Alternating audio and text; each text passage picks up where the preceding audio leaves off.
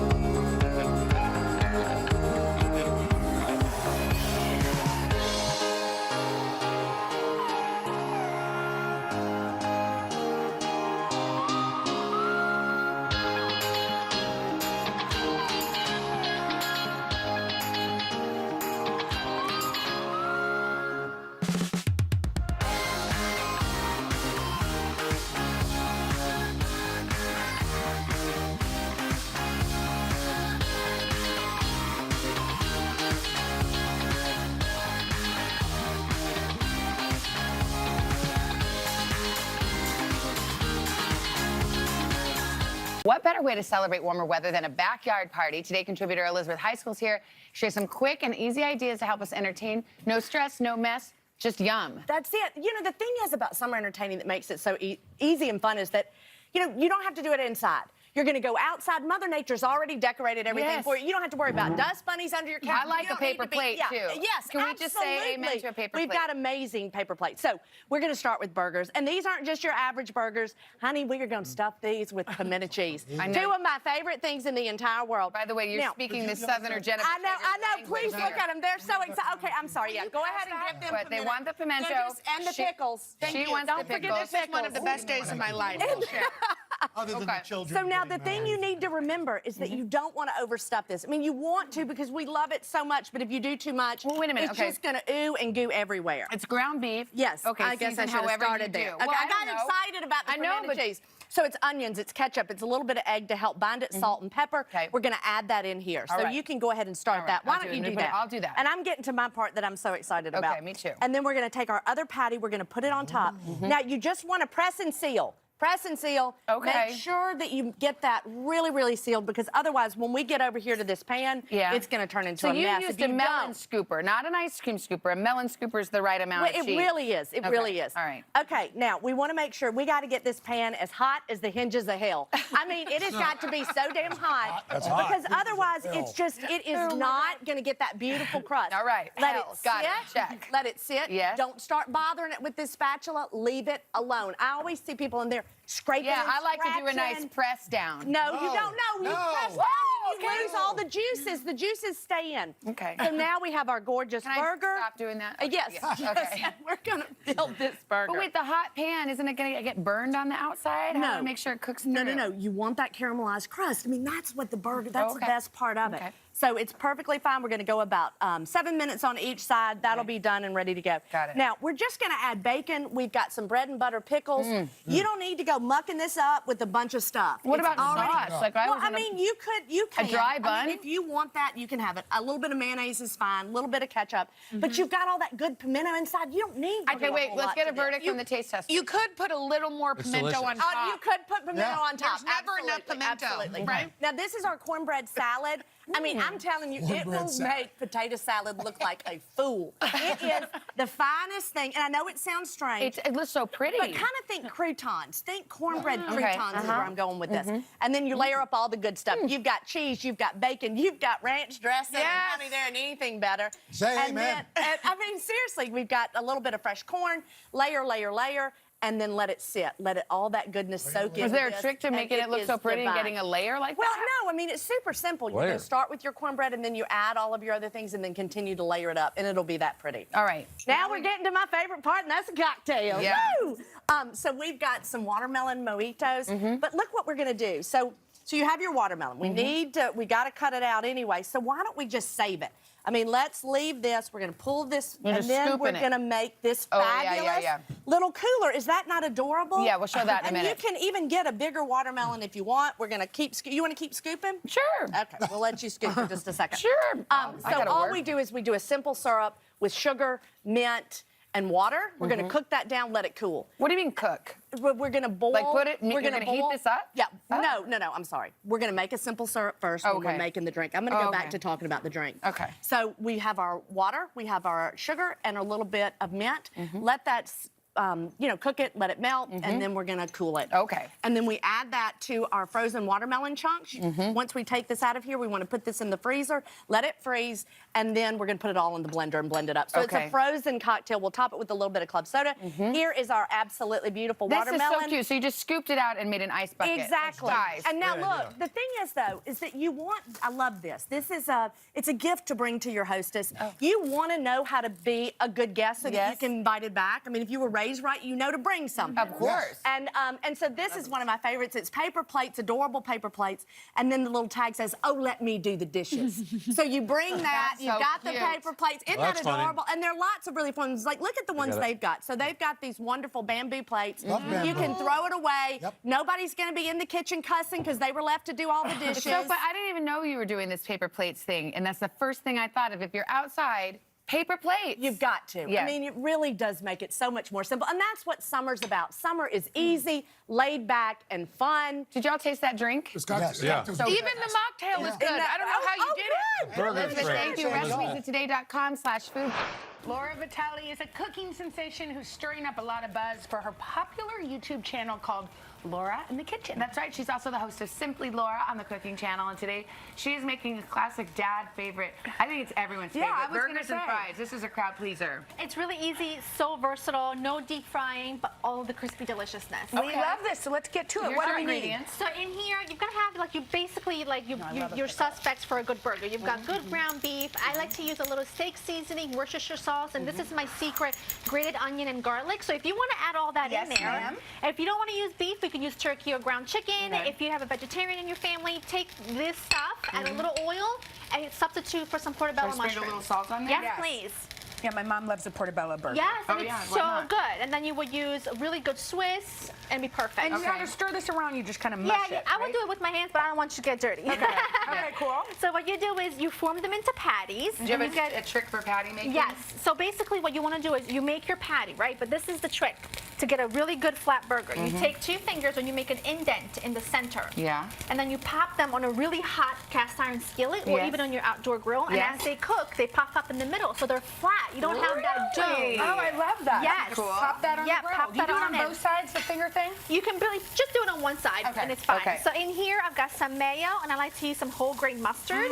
You mix that all together, right? And then when you come to building your burger, you're gonna put your cheese on there. It'll sit nice and melty. Yeah. Throw a couple of ice cubes in there. It creates steam and it really melts the cheese. Ooh, I like This that. is like your special sauce. This is like special sauce, and it's just good quality mayo and some good quality whole grain mustard. stepping over here. That's it. Yes. And then you just build a burger. You've got your bun with your sauce. You've got your cheese. Burger, Yes. delicious. I like a little lettuce, tomato. I like to put a little salt on my tomato. That's Kind of a good nails point. it. Yeah. That way you can really season Brings it your out. What flair. else is good? And us Pickles. Texans like a little avocado. What about French fries? I do like that. I So- feel intimidated by making a French French fries, these are really easy. The recipe will be on the website, I'm Okay. sure. But basically what I do is I take regular russet potatoes, I soak them into some cold water, pop them in the microwave for a few seconds, and then throw them, once you dry them up, with a little oil and seasoning in a hot oven at 425, and they get crispy. Laura, you can do it all. I can do it Thank you all. so much. This is a perfect The recipe fry for and the Dad. special sauce is good too. Oh, really? I should try that. So to get these recipes, go to today.com/food.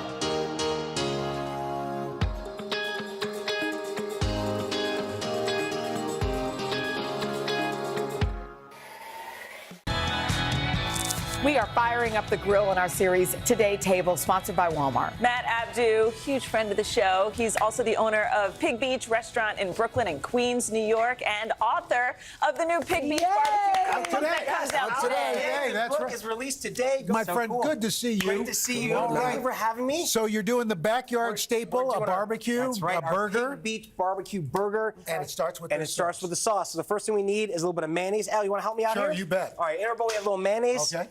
Pig Beach barbecue mustard sauce, which is what gives us that sort of like that's unique what flavor that to it all. Okay. Some ketchup, chopped pickles, and a little bit of our all-purpose barbecue seasoning. So these chopped pickles are also the pickles that we're going to be putting on the burger that we've done ourselves. so delicious. Yes, and we make them. They're amazing. They're light, crisp, bright, vibrant, just amazing. Okay, What was now the the last burger. thing you just put in there? A little bit of all-purpose barbecue seasoning. We put it on our ribs. We put it on our pork shoulders. We put it basically on I've everything. got it, It's going to be yeah. on that corn that's going to be down at the end of the table pretty Okay. soon. All right, so now we got a burger sauce made. You're going to put that in a non-reactive container, put it in your fridge. It'll hold for about 2 weeks, no problem. Pull it out whenever you want to dip a burger, hot dog, anything you want into it. It's delicious. Okay. Now- That's the secret sauce. That's the secret sauce. That's You the got the secret secret sauce. sauce. Okay. Sauce. Not so secret. All right, so next we got to cook up our burgers. I love using a blend that's like brisket and short rib, Bingo. chuck, but whatever you can find, Yep. cook it up. It's delicious. Then we're going to season it with a little bit of my pepper. It's a little bit of salt, pepper, and a little accent. That accent helps give like a nice umami flavor to that burger. Basically like an MSG. Exactly. Yeah. Exactly. Which gets a bad rap. It gets a bad rap. And, I mean, it's a little bit is delicious and goes a long way and won't do any harm to you. Salt your burgers, You right? season everything. You always got to season them first because that's going to get all that flavor out of the meat. We're going to go out of our grill, nice and hot heat, get it cooking. I like to cook my burgers still, about a medium, but whatever you want to cook them to, they're going to take probably around 5 to 8 minutes, depending upon the thickness of the patty that you're using. Okay. When they get finally cooked, you're going to the last couple of minutes, you're going to put a piece of cheese on it and melt them down. What kind of cheese do you like? I'm an American cheese guy on my burger. It melts Yeah. perfectly. It's the best cheese out there for a burger, in my humble opinion. A big mistake people make, pressing down the burger. Don't ever press. Don't ever press down the burger because you're going to squeeze out all those natural juices So and tempting flavors. because you want to feel like you're doing something. I know, but don't, because it also flares up the grill and you're going to get really bad smoke flavor on the meat. We love smoke, just not that kind of smoke flavor. And then final. Next, let it rest on the tray. Let those juices just kind of naturally come out so they don't soak out your bun. And then we're going to put our burger together, a little bit of that secret sauce on the bottom bun. And these pickles are. Yo. Are you eating it already? yeah, Oh, We're wait, going to put wait. some of our cured quick pickles on top of the I like burger. a potato bun, right? I love the potato bun. For me, that's the too. perfect, soft, sweet, squishy Everything you've burger done bun to this out is there. my favorite burger. I That's can't all wait we to want it to taste be. Top it off and dive on in and enjoy it. Your corn, the Mexican Mexican corn. street corn. Well, while we're getting to Mexican street corn, a huge shout out to my co-author and friend, Super Chef Shane McBride. Amazing. He's the best. So he co-wrote this book with me, and I couldn't have done it without him. And also the famous Katie Stilo. Katie! Somewhere in the back over there. Her and Anthony Contrino had great. They helped us style the food for the pictures of the book. So a huge shout out to them. Ken Goodman, Judy Choate, all the people that helped us write this book. So Mexican street corn. In this bowl over here, while you guys are manjing, I'm going to put some sour cream to some mayonnaise. This is so good. This burger is everything I love about a burger. A little bit of chopped cilantro, some chopped garlic, and then we're gonna add some lime juice. This is the simplest thing in the world, but this sauce on corn, I promise you, is like the most delicious thing in the world. And it's my favorite way of eating corn in the summertime. Grill it off, get a nice char, good flavor. And then after it comes off the grill, we're just gonna take it, it's okay. We're gonna take it, brush it with some of this delicious sauce we made with that mayonnaise and that sour cream. Finish it off. Why are you making noises? You cook it right on the grill. You don't. So is it that good? Wait, Craig is making noises. I'm like, okay, let me try it. What is in that? What noise just came out of your that body? sauce that we just made with the sour cream, the mayonnaise, Wait, I the wanna try garlic, it now. And then there's the some cheese on it, cilantro, right? and some lime juice. And then there's some cotija cheese that we'll top it off with. Oh my God. And then finish it again with a little bit of that all-purpose barbecue seasoning on top. And there you have some great. It's my favorite way of eating corn. Cook it the whole way on the grill. Take those husks, pull them back like that. It makes a beautiful display for your friends, Nobody family, and loved ones. Matt Abdu, ladies and gentlemen. amazing. You're the I man. love you guys. It's a guacamole crunch burger with a kicked up mango salsa. I like it. And here to show us how it's done is vegan chef Chloe Coscarelli. Chloe, Hi. We love when you come because sometimes when we have a vegan chef, we don't know if we're going to love the food. We always love your food. Absolutely. Yay. All right. Well, if you want to eat more vegetables, but you don't feel like salad, Yes. we're going to make burgers, sliders, and meatloaf, all vegan. wow. So we're going to start Or I with our guess it'd be patty. We're meatless making mode. it from scratch. All right. So here we have an onion. We are going to caramelize it. Al, if you want to throw our onions right in the pan. Okay, and is this just a regular olive oil in here? It's a little bit of olive oil, and we're going to slow cook it for about 20 minutes until it gets sweet and juicy and caramelized. Yeah. Look what happened. Ooh. Because in a normal beef burger, you have a lot of animal fat. Sure. So we want that moisture and that juiciness from our caramelized items. Okay. Let's move over here. We are going to add our caramelized onions to black beans. If you want to go ahead and add all of these in. So is sweet potato? Roasted sweet potato, Okay. Roasted sweet brown rice, some breadcrumbs, which you could use gluten-free if you would like. Is the brown rice cooked or? It's cooked short grain brown rice, and that's Cooked, going to okay. bind our veggie burger together because we're not using any eggs or cheese. Some Okay. salt, a little sriracha for a kick of spice. Now, are those beans cooked? Did you cook those? The or? black beans it's actually 1 can of black Oh, beans. so So canned it's is fine, super okay. easy, economical. You're going to mix it together. If someone wants to put gloves on, we can mix it actually with our hands. What? Roker. There's a Get great way involved. to get your kids involved. Everyone can form their own patty. And I love sweet. Maybe they should have been the large. We can use the spoon. Yeah, you don't have to use your hands if you don't want to. 3 hours later. All right, so these are the patties that we got it. Yeah, just okay. I'm gonna scoot over. Okay. Here. We're gonna throw. I'm so sorry. We're gonna throw our patties on a nice sizzling olive oil. Getting that char is really gonna help you with that meaty flavor. A little bit of crispy. About 3 minutes on each side. Okay. Let's top it with some guacamole. Yeah. Hope Yes. if you want to make this, What you do you can want use me a to do? fork You want some gloves? to mash the avocado. Super simple, a little lime juice, love and we're lime. just going to give it a little bit of salt. That's it? If you want to use store-bought guacamole, that's a great time No saver. judging. Okay, so mush mush. Mush, mush. Mush, All right, mush. let's add over. We are making a mango you. salsa. This will make it like fresh and sweet Do you on have top. a tip for how to peel a mango? 'Cause I it's just do. such a Look, pain. watch this. So we this are is gonna the surprise. score it. Look, watch. You can also buy diced mango if you do I do this not with want to Haley. deal. Oh, you do? Yes, watch. Amazing. 1, 2, 3, pop. Oh! And then the you just pop. shave it off, Yeah. and we are going to mix Isn't that it good? I love that. Yeah. with some jalapeno, lime juice, and a little agave for This is extra your- sweetness. So this is the mango Go salsa. ahead and Mix toss that it up. together. Al, come on over here. Yeah. Let's Okay. build a burger. Build a burger. Build a burger. All right. You can go crazy however you like it. Okay. Use the toppings you like. We have some crispy tortilla strips to put on top, some avocado. The mango salsa will give it Goes a on little bit top. of spice. Okay. And no one's gonna miss the meat with these. That's fantastic. Yeah, there's so many components. I think sometimes veggie burgers get a bad rap if they're kind of simple Yeah. or bland, but I like to pack in lots of flavor, and these are really easy to make. Wow. You can also make the patties ahead of time, keep them in your freezer, Oh. and just I wanna try and cook buy them them off. one Yeah, of these please. days. Okay, then Again. sliders. Tell me what you guys think. Now we also have some pesto parmesan sliders The pesto parm. made with pesto, cashew mozzarella, Oh. and then we have a holiday cashew nut roast. So it's like a meatloaf, but with no meat and a country isn't that good? gravy That's on top. fantastic. Really great. That's really good, Chloe, Chloe. thank you so much. Thank you, guys. Happy New Year. Delicious. To get these recipes, go to today.com/food.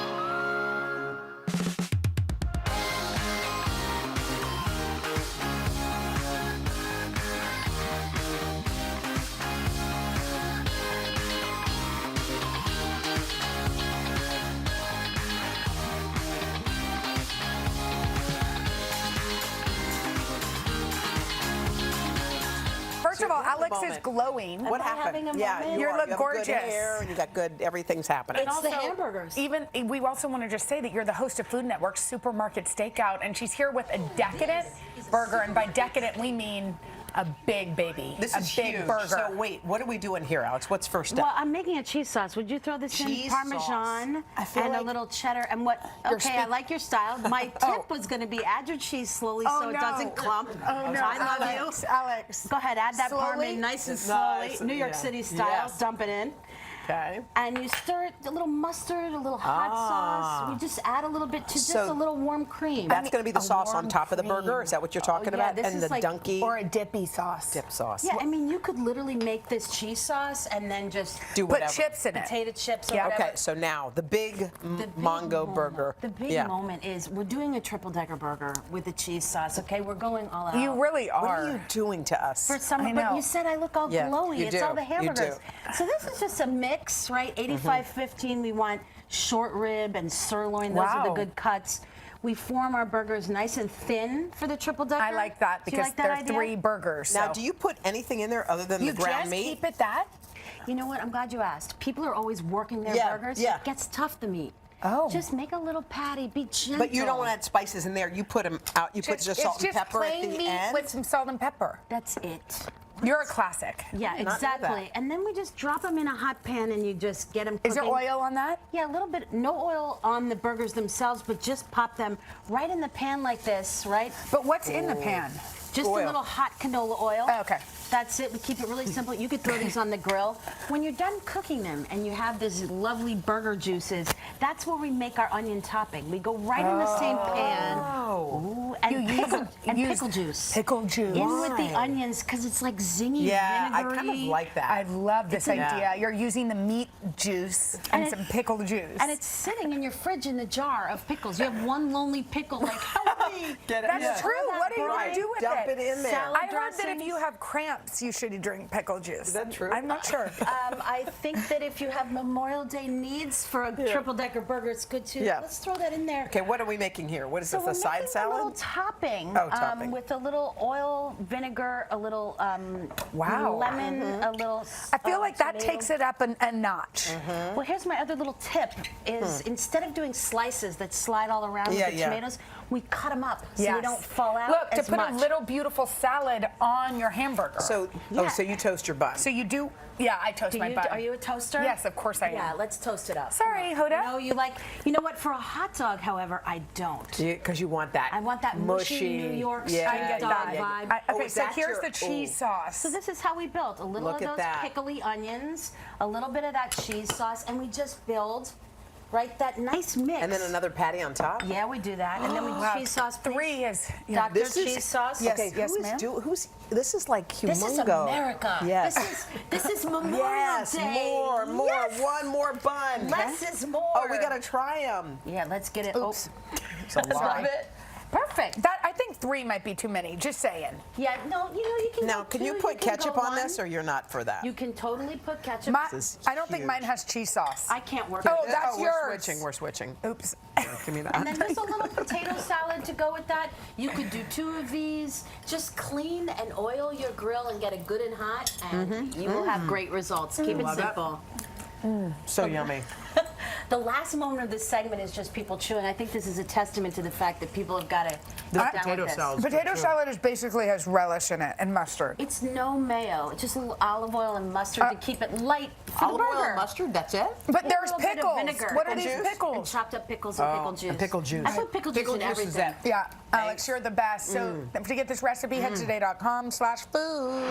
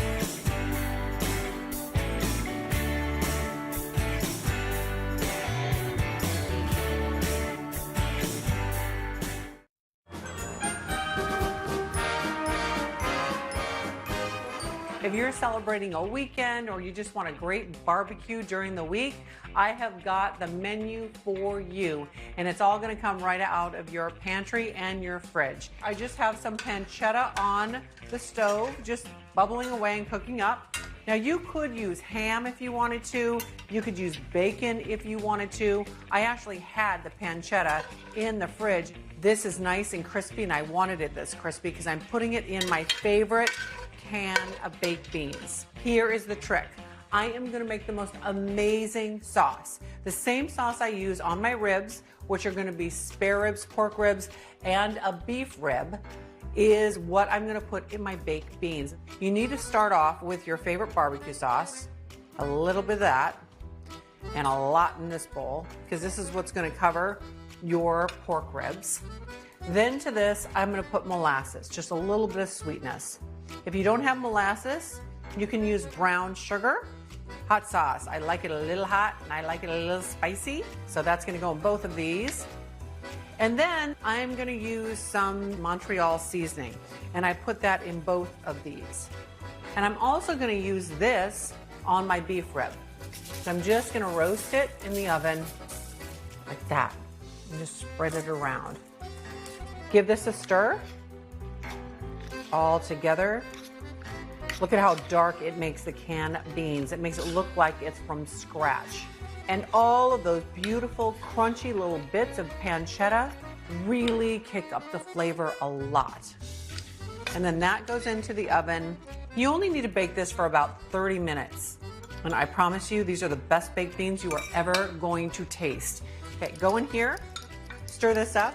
I'm putting this over my pork ribs and just kind of work it around. And of course, I have lined a baking sheet with aluminum foil. This is kind of sticky, and I don't think you want to deal with the mess after the fact. Now I'm going to take a very, very, very little amount of this and then put it right on my beef rib. Just a little line, not too much, just enough for flavor. That is going to be sticky and caramelized and crunchy, which I absolutely love. And then you're going to have the gorgeous barbecue beef ribs. Now these will go into the oven. Again, low and slow. I'm going to put the beans in when those are 30 minutes away from being done. Look at those. That is a beautiful thing.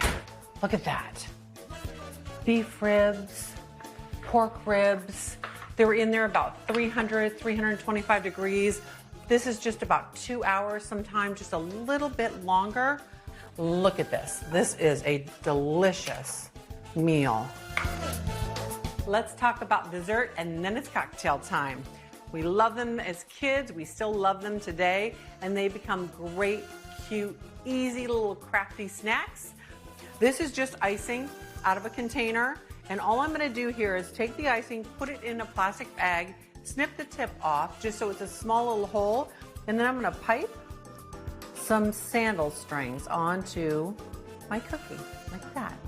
Everybody has a great pair of flip-flops, and these are my flip-flop cookies. A little red candy, a little yellow candy. You can even do some sprinkles if you have them. Aren't those the cutest? And so easy. I love them. Now it's cocktail time. You get to celebrate life with this cocktail. It is a pineapple tropical rum punch. And it's going to start off with a concentrate. This is just a punch concentrate. Then what you want to do is you want to add just a cupful of water to this. 1 cup of lemon lime soda, and then you get 1 cup of rum. Now, if you are not a rum fan, it doesn't matter if you drink vodka in this, or if you like gin in it, or if you want tequila in it. Just put something in it. Then just some pineapple juice would be delicious in this. And finally, I am going to put in chunked pineapple. I do save the rings for the glass. I'm going to give this a stir.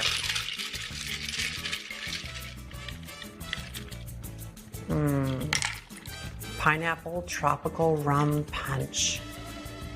Now, if you want to get down with your bad cocktail time self, cherries with the stems. And look at how pretty. That looks like a summer day. And these are fantastic pantry perfect recipes and a pantry perfect party, right? Why not?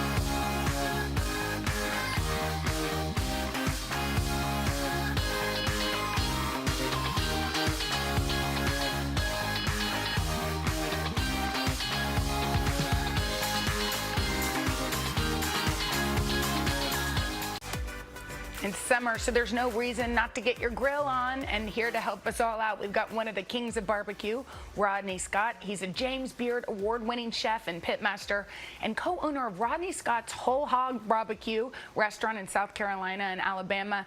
And he's cooking up some ribs. Hi, Rodney. Yes. Good morning. How are you? I love your shirt, and I love some ribs. But I have to say, I'm intimidated by cooking them or grilling them. What makes a secret to a good rib? The secret to a good rib, you want to, sorry. No, that's okay. The secret to a good rib is you find a rib of your choice. In this particular situation, we have the spare rib. So our spare rib is one of the inexpensive cuts. And we have Rodney's rib rub. So follow me if you will. You would take your spare rib. Once you've taken the membrane off, and you're going to sprinkle it. You just want to sprinkle it. I like it.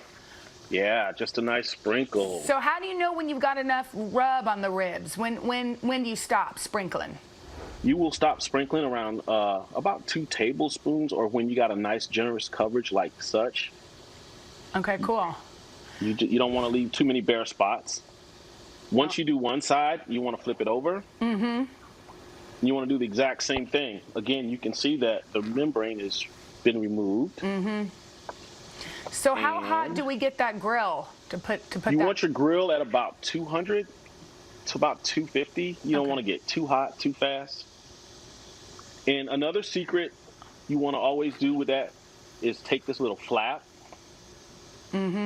So that spot doesn't look like it didn't receive any love. Yeah, that's good. Let's give it all love. Let's give it all love. And once you get your slab all seasoned, you don't want to rub it. You don't want to put it in. Rodney's rib rub is very, very potent. You don't want to rub it all in, okay? So now you put that technology again. It's okay. We'll get one ear. Now you're gonna. Can you still hear me? You want to put that baby on the grill? I can hear you. I can hear you. Good. We already have one smoking for you. Oh, look at that. That you can see. Yes. So when the bones start to stick out just a little bit like such, and you get that nice color, yeah, a little bit of char. Good. Yeah. You turn the baby over. Before you flip it, always want to be sure and mop it first. Mop it? This is what we call mop, flip, mop. Okay. This is how we instruct our guys. You want to put your sauce on. Wow. This is Rodney sauce.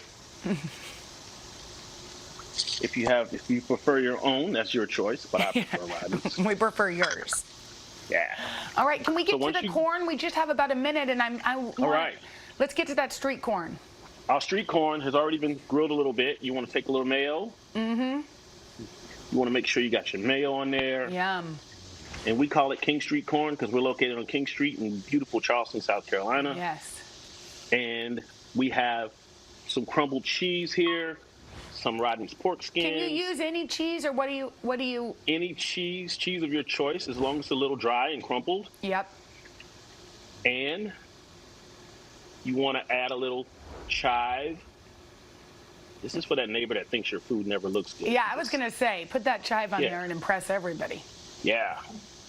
Delicious.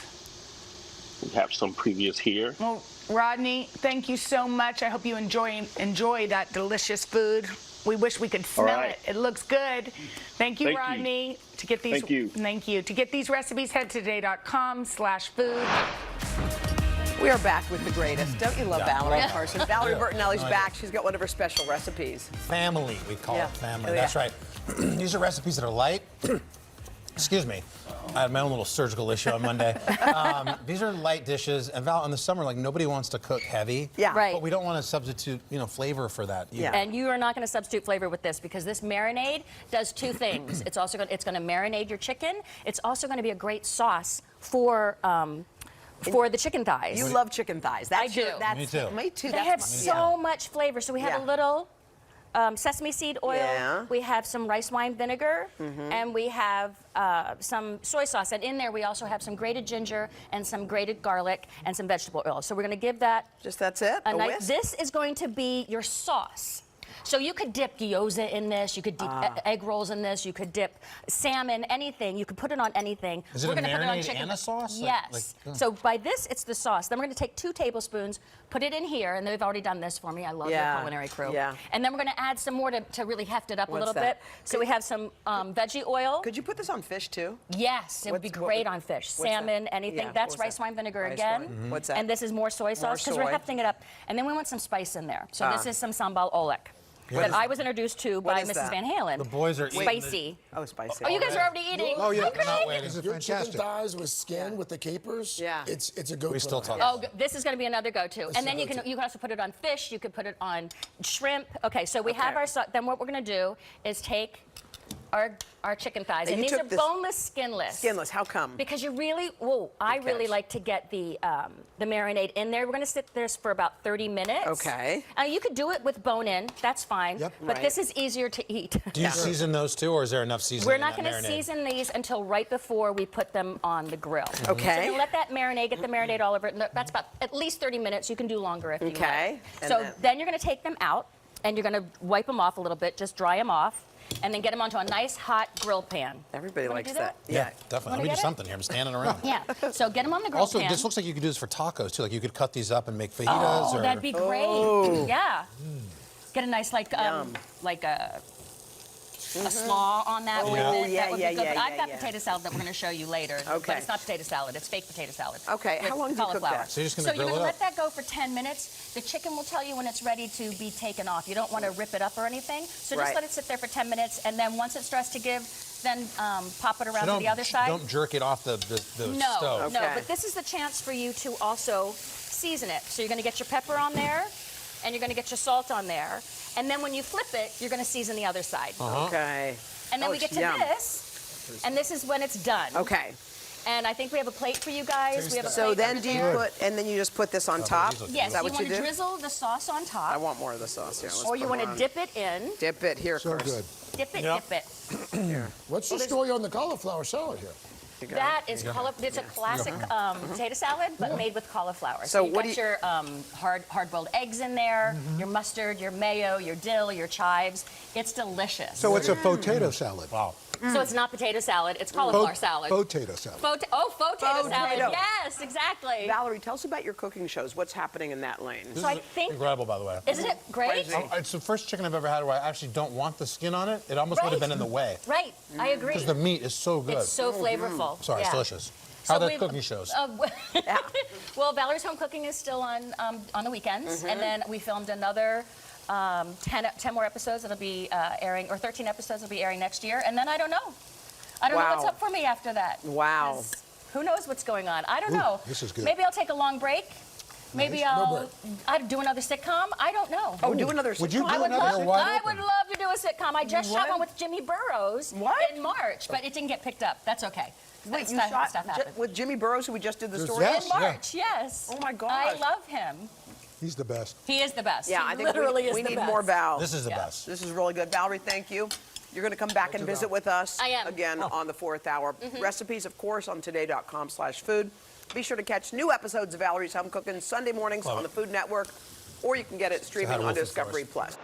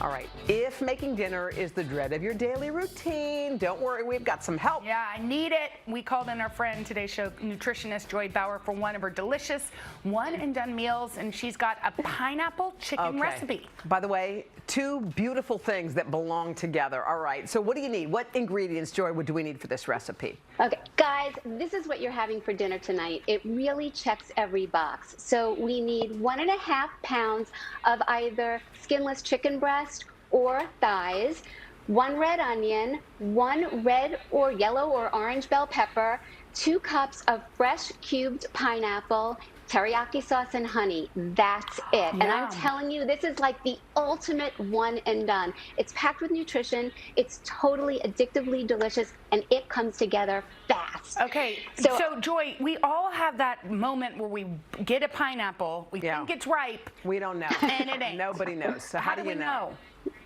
The easiest way to know if a pineapple is ripe is really to give it a squeeze. You want it to be firm, but it should give a little bit. And then smell the bottom portion. You should get a sweet, fresh aroma. Sometimes it can be ripe, but you don't automatically get that sweet aroma. But if it doesn't have a pleasant aroma, it means it's probably overripe. But that's really the easiest way to know if you're buying the perfect pineapple. Okay, so we're starting with the chicken. Now what? Yes. So we have the bowl of chicken. All we're going to do is I have a red onion here. And I'm specifically using a red onion because you know from that vibrant color, the onion is packed with antioxidants, something specific called quercetin, which eases inflammation and also helps to tame seasonal allergies. Now I'm adding in a bell pepper, and the bell pepper is packed with vitamin C to support a healthy immune system. And the star of our show, fresh cubed pineapple, which brings more vitamin C to the table, but also a group of enzymes called bromelain, which helps to aid in digestion and also eases inflammation. So we have this right here. It couldn't be simpler. And now I'm telling you, for the easiest marinade in all of the land. We're taking a 1/2 cup of teriyaki sauce. Bonus points if you could find a reduced sodium. And I'm mixing in just 1 tablespoon of honey. It's going to give it a perfect sweetness. I'm going to stir this up, and I'm just going to pour it right over our concoction over here. And you let it marinate for how, you know what, and I have to say, Joy, this is just Hoda's new thing. If you were Hoda making this, she would add a little ginger. Can you? Yum. So you can absolutely, you could add ginger, you could add garlic, but really the teriyaki sauce already has some of those things built in. So it's sort of like one-stop shopping, but hey, the more the merrier when it comes to added seasoning. Okay. And in terms of letting this marinate, here's the thing. If you have the time, you can let it sit for about 15 to 30 minutes, but you don't have to. Half the time I'm rushing and I don't have the time to let it sit. So then I take my baking sheet. I'm going to mist it with a little bit of oil spray. And you are just going to pour this on top. That's it? That's so easy. That's it. Guys, I mean, come I'm telling on. you. Anyone can do that, right? You're so right. And Joy, so if you like your chicken cubed, can you just cut it beforehand?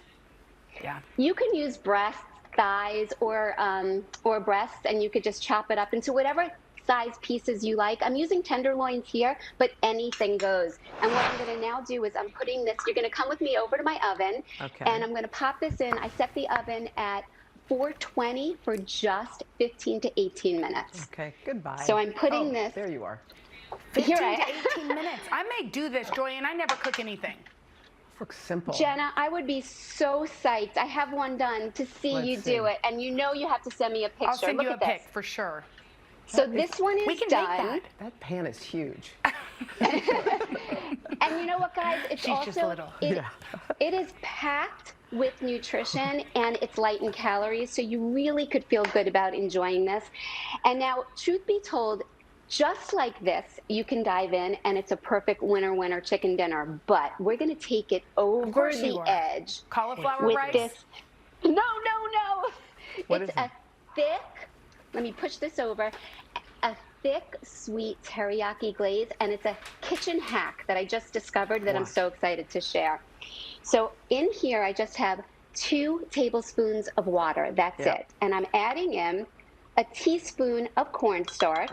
Now it could be arrowroot or cornstarch. This will be our thickener, and you just want to let it dissolve, right? Okay, we Get out just all have a those couple of lumps and seconds bumps. left. So how do Okay. we, Okay, so then we add in 1/4 cup of teriyaki sauce and 1 tablespoon of honey. And how's about you put that in the microwave for 1 to 2 minutes. Let me show you this. Yeah. Look at this. And you and then I'm drizzle that over very quickly, because I got to go for the money shot here. I'm going to take this. Yes. This was our finished.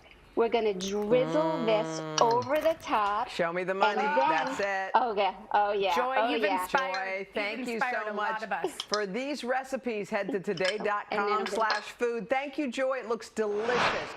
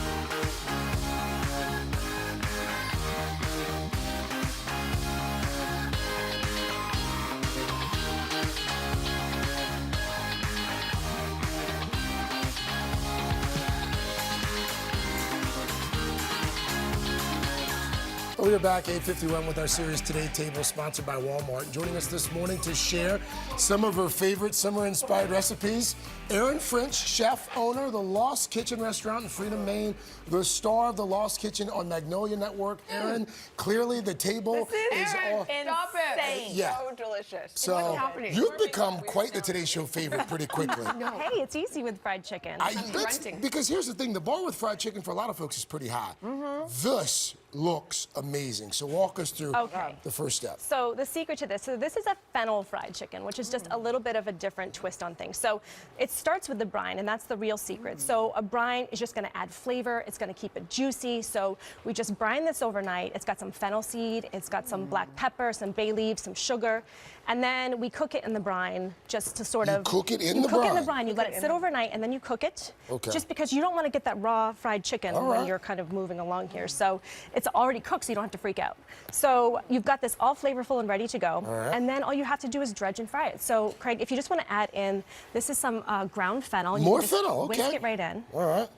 And that'll make it nice and flavorful. And this is just regular flour here? Regular flour. Okay. And then we're going to start to dredge. So And you use the whole chicken? we use the whole chicken, so Alright. you can have your butcher break it down into about 8 to 10 pieces, and then you can just dredge it in the flour and the fennel, a little bit of buttermilk. Buttermilk. So we just keep adding flavors, you can Okay. see, and then we go down to this mixture, and this is just ground cornflakes. I just broke them up. That's in a- it. I wondered if That's it it. was oats or something. It's so crunchy. That's the secret, and it's really cheap cornflakes. That's really That's the it. secret. Cheap cornflakes, a little bit of cornstarch, and a little bit of flour, and that's Okay. it. So it's nice and dredged, and then we can just drop it right in the fryer. If you don't have a fryer, you can put it in a Dutch oven with 375 degrees. And you make a really good point about not overcrowding the fryer. You never want to overcrowd the fryer because then you're bringing the temperature down. And if you want crispy fried chicken, you have to keep that temp up. So it comes out, look at it, it's perfect.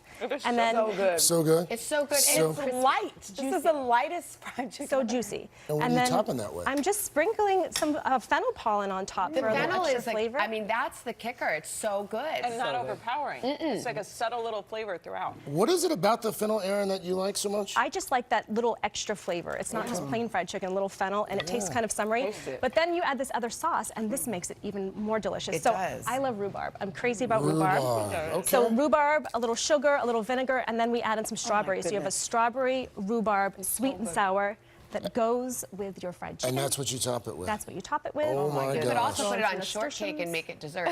Shortcake. It tastes so good.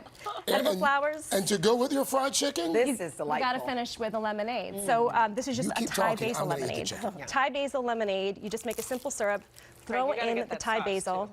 Get the sauce. I don't Get need the the sauce. sauce. Yeah, I but don't that's even what you need it. think Try the until you sauce. taste the sauce. Wait, what is that base that you just put in there? Thai basil lemonade. That's what it You is. Just top this in, and it's delicious, and It's it's just a little basil. bit different. Yes, Erin, basil. this is, Ridiculous. this is. beyond. Need a And lemonade my as mother's well. fried chicken is, wow. So this is on the menu at the restaurant? Because No, I think she's not watching. This is on the menu.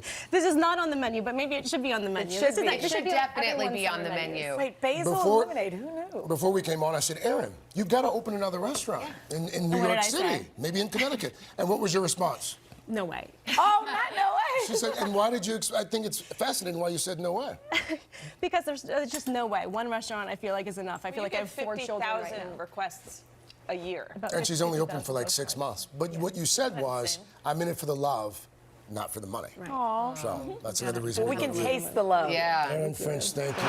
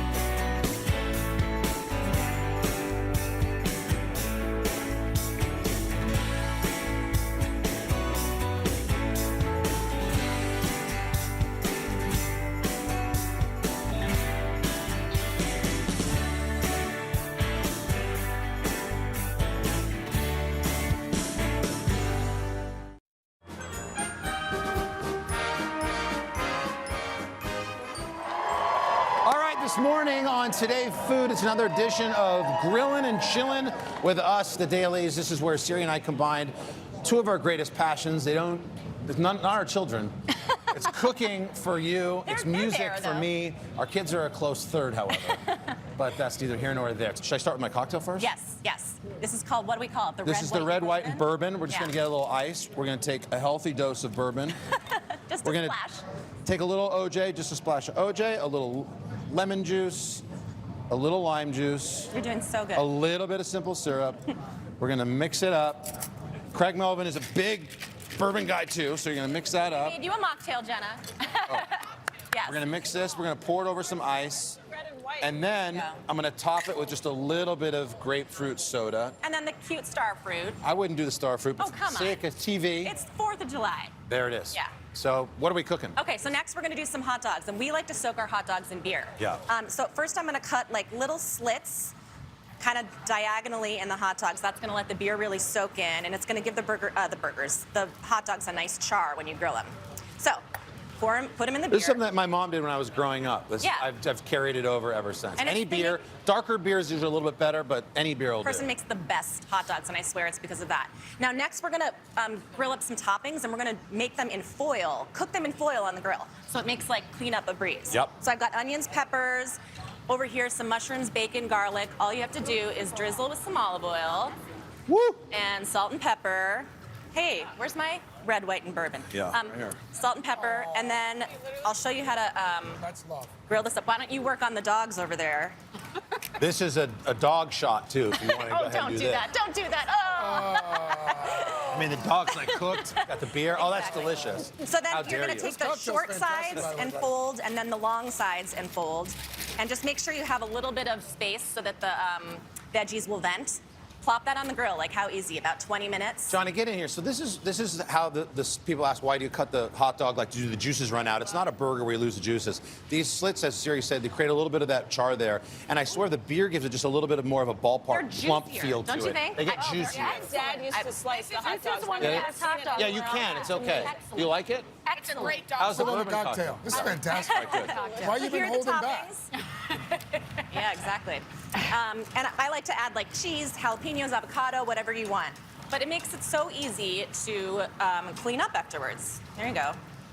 Yeah, it's fun to just Okay. put out a bunch of toppings and let everybody kind of pick We're whatever really they want. into like burger bars, hot dog bars, baked potato bars, anything Right. where guests can Any assemble sort their of own bar, food. really. Regular bar. Okay, so this is super fun. We're gonna grill popcorn. And we do a lot of like popcorn over the stove at home. We've never done this. But this, that is not true. Okay, so we have a pie. We've never grilled popcorn. Popcorn. Fight. It's just, I can't fake the fun, dude. We've never grilled popcorn. I love the idea. How do we do it, Siri? Disposable pie pan. Yep. A little bit of veggie oil, like 3 tablespoons. Yep. And then you're just going to wrap it in foil again. We're all about This is a foil thing, cooking. okay. We're probably Exactly. traveling. She was What's with the s'mores A stuff? little, Does that so go now into we're going to popcorn? turn it into s'mores popcorn. Nice. Because grilled So popcorn good. isn't Does enough. it really pop on the grill? Yes. So you just put it on the grill. No, we've never like, done it, but listen we're to hoping it does. And you want to take these and kind of shake it up a couple times on the grill, but it pops just like it would pop on the stove. I love the salty and sweet. Yeah, Yeah, so the then graham to make it cracker's the s'mores best part. popcorn, break up some graham crackers. This Yeah. is like the easiest thing ever. We have some melted butter. Wow. Hershey's. The butter is key. We should make this for the kids. They would That love is it. a healthy amount of Would butter, love too. it. I like that. Yeah, you gotta have the butter. And then the marshmallows. Like, how fun is that? And a little bit of salt, because again, the salty sweet Oh, that is is like It's good my to favorite soak thing. this in beer, too, just a little bit to help pump up the popcorn a little bit. We'll just Yeah, toss there you this. go. Toss it. Toss it with your How does it beer. all taste, guys? Is that good? Is that a good It's snack? fantastic. What are you doing for the 4th of July, Kristen? 4th of July, well, I'm going to be working. Okay. But then, watch the fireworks. You gonna watch fireworks? Watch the Grill? fireworks, for sure. And now I'm going to try and make this popcorn. Why not? You guys got I mean, everybody's going What to are be you grilling. doing, by the way? And people always trying to overthink the barbecue. Like, what protein am I going to go with? I got to do something fancy. These hot dogs are just great. Burgers. love the hot something dogs. kind of simple. It's just the way to Make go. a complex cocktail. And this is a strong funky drink. popcorn. Yeah. Especially for how we roll. Yeah, fair point. All right. Well, happy 4th of July, everybody. Siri, thank you. Cheers. You always class up the Thank you for experimenting. Cheers. Cheers. Great to see you. And if you want these recipes, by all means, come on over to the house. We live on Long Island. Stop Chill and grill with us. Go to the website, today.com/food. To help us make a Fenway Frank, we are joined by Boston-bred celebrity chef and owner of Buttermilk and Bourbon, Jason Santos. Jason, I've got my kitchen set up, and I'm so excited to cook with you like this. I feel like I'm at the stadium as we speak. That's Not why so I've got much. my Red Sox gear on. So Great, representing.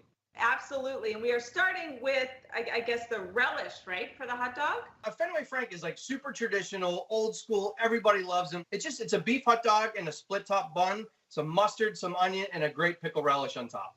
Okay, so let's get started on the relish. All right, so I have a cucumber here. We're gonna cut it in half. So we'll just scoop out the seeds here, and then I'm gonna small dice it. So when you're done, you have this kind of clear little boat, because the seeds get real watery. We don't want to water down the brine that we're gonna make. Okay, small dice. And then to my right here, I have a pot. So it's just some vinegar, some sugar, and some salt. And that's sort of like a basic pickle brine. Apple cider vinegar. Yep, apple cider vinegar. Okay. Sugar, salt. Salt. Ready? So, and then we have celery seed and a little mustard seed. And that's going to sort of give it that flavor that everybody loves. So all we're going to do is we're going to just bring that to a boil. And once that's to a boil, we're just going to add the vegetables to it. So cucumbers we're going to add right to our pot. Okay. I have poblano pepper here. So a little different than bell pepper. It's just a touch of heat. It's going to really add that great wow factor to it. And then some red bell pepper. So this comes to a boil. We simmer it 5 minutes, give or take. We just want to take the rawness out. And then once that's done, we just basically will take it off the heat, let it cool down. So once you have your relish, we're going to steam the hot dog. So you steam your bun 30 seconds. You can actually wrap it in a wet paper towel, throw it in the microwave for 10, 15 seconds. You get the same result. Got hot dogs here and steam them. You're going to cook that 5 minutes tops. Again, we just want to warm it through. The most important thing that we're doing here is we're not overthinking anything. It's just a hot dog, and we're just going to make it delicious. We'll just take our hot dog, and we're going to add it right to our bun. Beautiful split top Boston, some ballpark yellow mustard, some diced onion, and then you take that beautiful relish that we already chilled. Oh, this looks delicious. It's just a super simple dish, but the fact that we made the relish homemade really helps cut the fat of the hot dog, the spicy mustard, little touch of the onion. It's like sitting in Fenway Park. You sit back, you watch the Boston beat the Yankees, and you just eat a hot dog. Cheers to that. It's so good. It's so good. All right, so the next hot dog you're going to show us sounds so fancy, but you say it's actually pretty simple. It's super simple. My wife is Vietnamese. We eat tons of banh mi, and they always use some sort of cured pork product or meat. So we're going to swap it with the hot dog, and it's super refreshing. Very simple. Just have like some crusty French bread or baguette. And I like to pull some of the guts out of the bread. It just adds for a little bit more toppings. So we're going to just take some mayonnaise and just kind of smear it all inside. Okay. And then we're going to use some soy sauce and some Worcestershire. I'm just going to literally drizzle a little bit in. It kind of catches the mayonnaise. We take our hot dog. I like to personally either grill or griddle my hot dog. Same thing, about 5 minutes. Take our beautiful griddled hot dog. Awesome. Right in the bun. And then now we're just going to start putting the toppings. So we have these pickled vegetables that I made earlier. It's daikon, radish, a little bit of carrots, some rice wine vinegar, some sugar. So you don't put that vegetable right on top. Okay. Okay. Then I have some sliced cucumber. And I like mine spicy. I like that kick. So I'm going to do some fresh sliced jalapenos. And then lastly, some whole sprigs of cilantro. It's going to add some vibrancy. And then you have this amazing like hot dog banh mi with all these different flavors, really unique for summer. All right, I'm going in.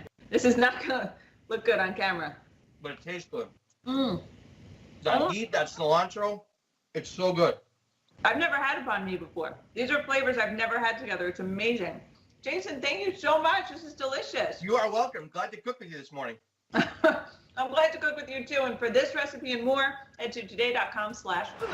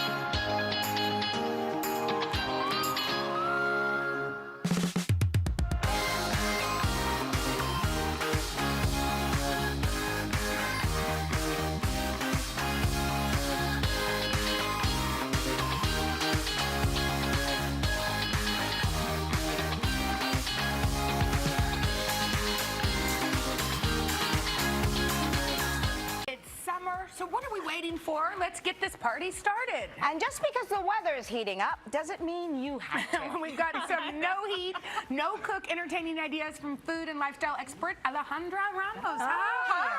How are you? So excited. We promised Robin a beverage or two. Okay, yeah, I know. I have a drink over there, so yeah. Okay, tell us what we have. All right, so frosé all day. So this is watermelon frosé. Nice. So you puree watermelon with frozen watermelon, a little bit of Campari, adds a little Can I something try special. one? I would love for you to try one. Yes, So that one's super fun. It's really fresh and cool for a summer party. Can you do this without the alcohol? You can absolutely do it in alcohol. You can Is it good? Oh my God, it's so good. You can do like a non-alcoholic drink with that too, so you can enjoy. Yes. Then we've got two versions of my mermaid limeade. This one has some coconut rum in it, a little blue curacao. It's very tropical, very fun. And then because I wanted you to be able to party too, there you go. we have our virgin mermaid limeade, and this one is made with coconut soda, which is like really like a coconut seltzer. Oh wow! And then it's got limeade, so it's got all the same flavors and just a little bit friendly for everybody. The kids, everyone can enjoy. I love good. that. That's really good. Okay, so now we're moving on to all of these dishes do not need any heat. No oven, How is that possible? stove, no grill, no microwave, nothing. That's great. Yeah. All right, so here's what we do. This is the no-cook menu. We're going to start off with some no-cook couscous. Which I didn't even think was possible. I know. I didn't until recently, and now that I know about it, I'm obsessed. It's changed your So life. the thing about couscous is it's actually, some people think it's a grain, but it's actually a tiny pasta. It's made from semolina. A pasta? A tiny I always pasta. thought it was a grain. So what's in the box is already, it's cooked and dried. So all you have to do is rehydrate it. What we're doing here is we're doing a dressing. So you add the dressing. This has some lemon juice in it. It's got a little bit of olive oil. We add some fun flavors. I've got some lemon. I've got some garlic. Yeah, all those sorts are of great. good stuff. A lot of garlic. It smells good already. Yeah, It smells good, and then you can really have fun with all the other fixings. So over here we've got some chickpeas. This makes it a great, like a vegetarian entree. Yes. You want to help push all those happy in. to. We've got all this onion, tomatoes, cilantro, some feta cheese. Actually, that's mint. Some feta cheese. So it's got kind of like a Greek salad sort of flavor, but honestly, you guys can see, see how it's starting to absorb that dressing? Pop this in the fridge for like an hour or two. It absorbs the dressing. You can even make it the day before, and it's ready. It's good to go. This is a This is what it fun looks summer like. salad. How gorgeous is that? Yes. Don't you guys have forks over here? I know. We need some more tasting. Well, these you can kind of grab and go. So these are chicken Caesar salad tacos. May I? Yes, you please can. do. I didn't have breakfast. I love when people eat my food. So these, you get that rotisserie chicken from the grocery store, toss it with some greens, your favorite salad dressing. So easy. The taco shell makes it crunchy and perfect for a party. Not messy at all, right?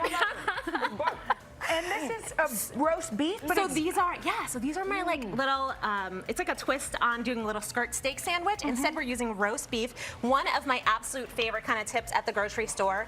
I mean, it's steak, right? It is roasted beef, but you don't have to cook it. I never eat roast beef. Get it at the deli counter. I put a little chimichurri on top. That's a green herb sauce. So good. Okay. Amazing. Now, this is great if you got friends that are keto, low carb, they want something healthy. You take a cucumber. This is cute. So simple. You can use a melon baller, or you can just use like a teaspoon. You scoop out the center, and you make a little cup.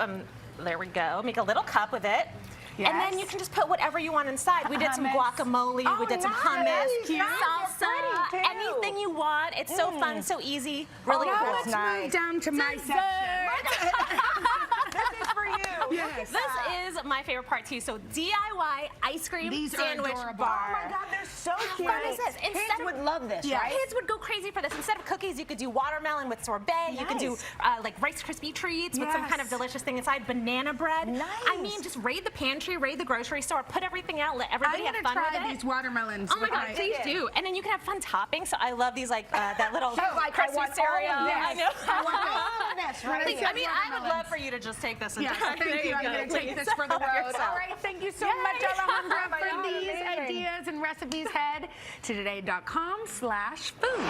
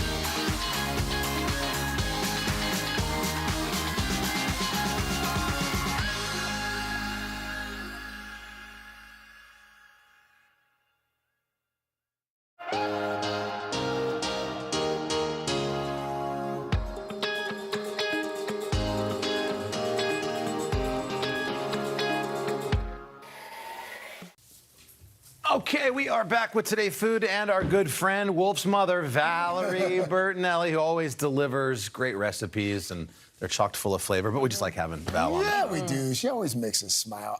Valerie Bertinelli is, well, she's also there to help when things aren't going as planned in the kitchen. Take a look at her experience with Hoda on an upcoming episode of Valerie's Home Cooking. Okay, so now we're going to take our lemon.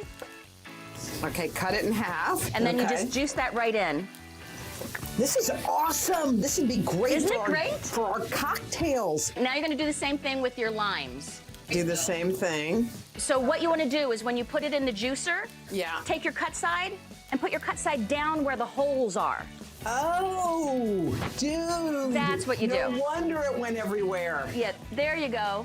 This is amazing. No wonder why it was oozing out everywhere. Have we ever seen Hoda cook? No. I was about to say, you just got Hoda to cook. Now we know why. Valerie, you're the perfect person. You're the perfect She's person. a great cook. How you been, Good by morning. the way? How you been? How's it going out there? Very well. I'm very well. I'm a big super rock fan now. I'm the mother of, you know.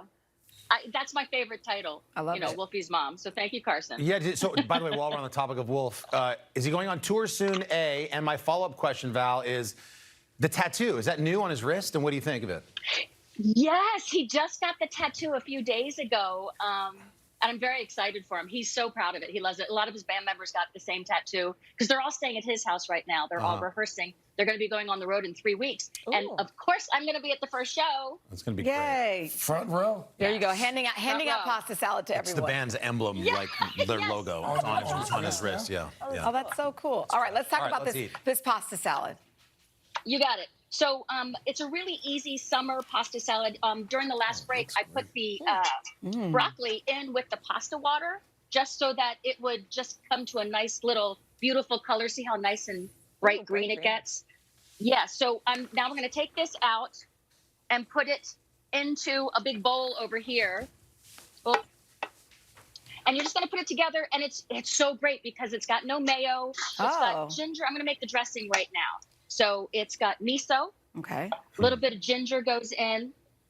And then we've got some soy sauce and some lime juice and a little rice wine vinegar over here, some canola oil, and for a nice, bright, strong taste, a little bit of sesame oil, and then some sesame seeds. That's going to help break up the miso and the ginger. And then you just give that a quick big shaky shake like you're making a cocktail. Probably gives it a different flavor profile too, you know, when you think of a typical pasta salad. I like the approach. Yeah, it does. It's nice, it's fresh, it's refreshing, it's a little bit different. I'm just going to add some veggies in here. So it's a really veggie heavy pasta salad, which I also like because then I feel like I'm behaving a little bit, or at least getting more vitamins than I normally would. There are never enough veggies at a barbecue. Hot, no, right?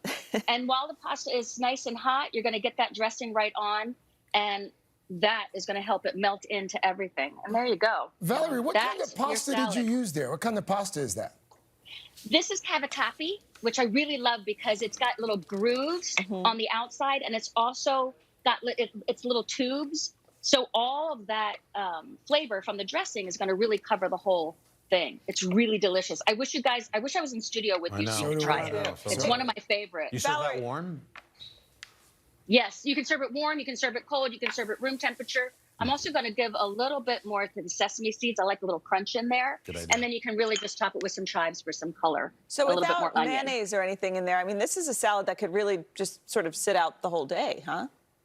Yeah, it travels really well if you're going to somebody's cookout.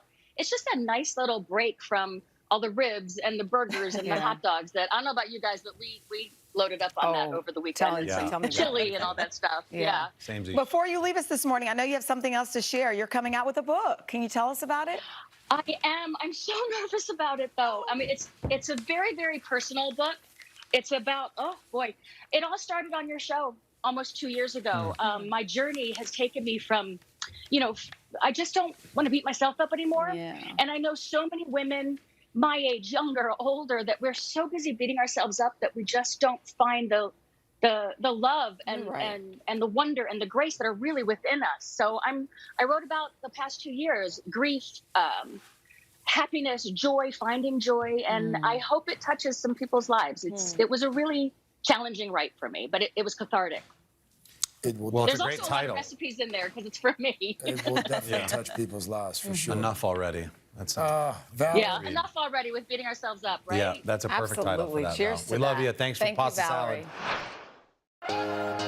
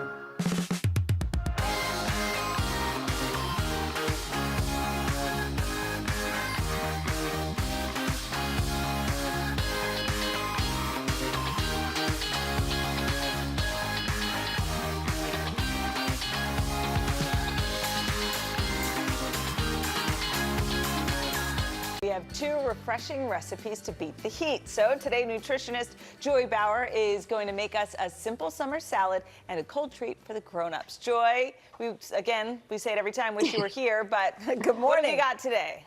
Hey guys. So we're starting with a quinoa summer salad, and it has all of those fancy pants elements that we love in a restaurant grade salad, but it's crazy easy. So the dressing goes first. This is extra virgin olive oil, a little bit of lemon juice. I'm adding in red wine vinegar, but really you could do apple cider vinegar or champagne vinegar, any vinegar that you have on hand. You whisk this together. Okay. And while I was making the salad, I went ahead and I cooked my quinoa and I let it cool. Now, the quinoa is the star of the show. This is a nutrient-packed seed, and it's got a lot of protein in it. And it cooks up just like rice. 15 minutes to make this quinoa, guys. That's it. You could boil. you mix farro instead of quinoa, or does it matter? Harry, I tried it with farro, and it works beautifully. And so the key is you want to start with 1 cup dry, which yields about 3 cups cooked. Okay. Next, we add in some chopped tomatoes. I have here, this is an English cucumber that I chopped up because it doesn't have that many seeds, so it works beautifully.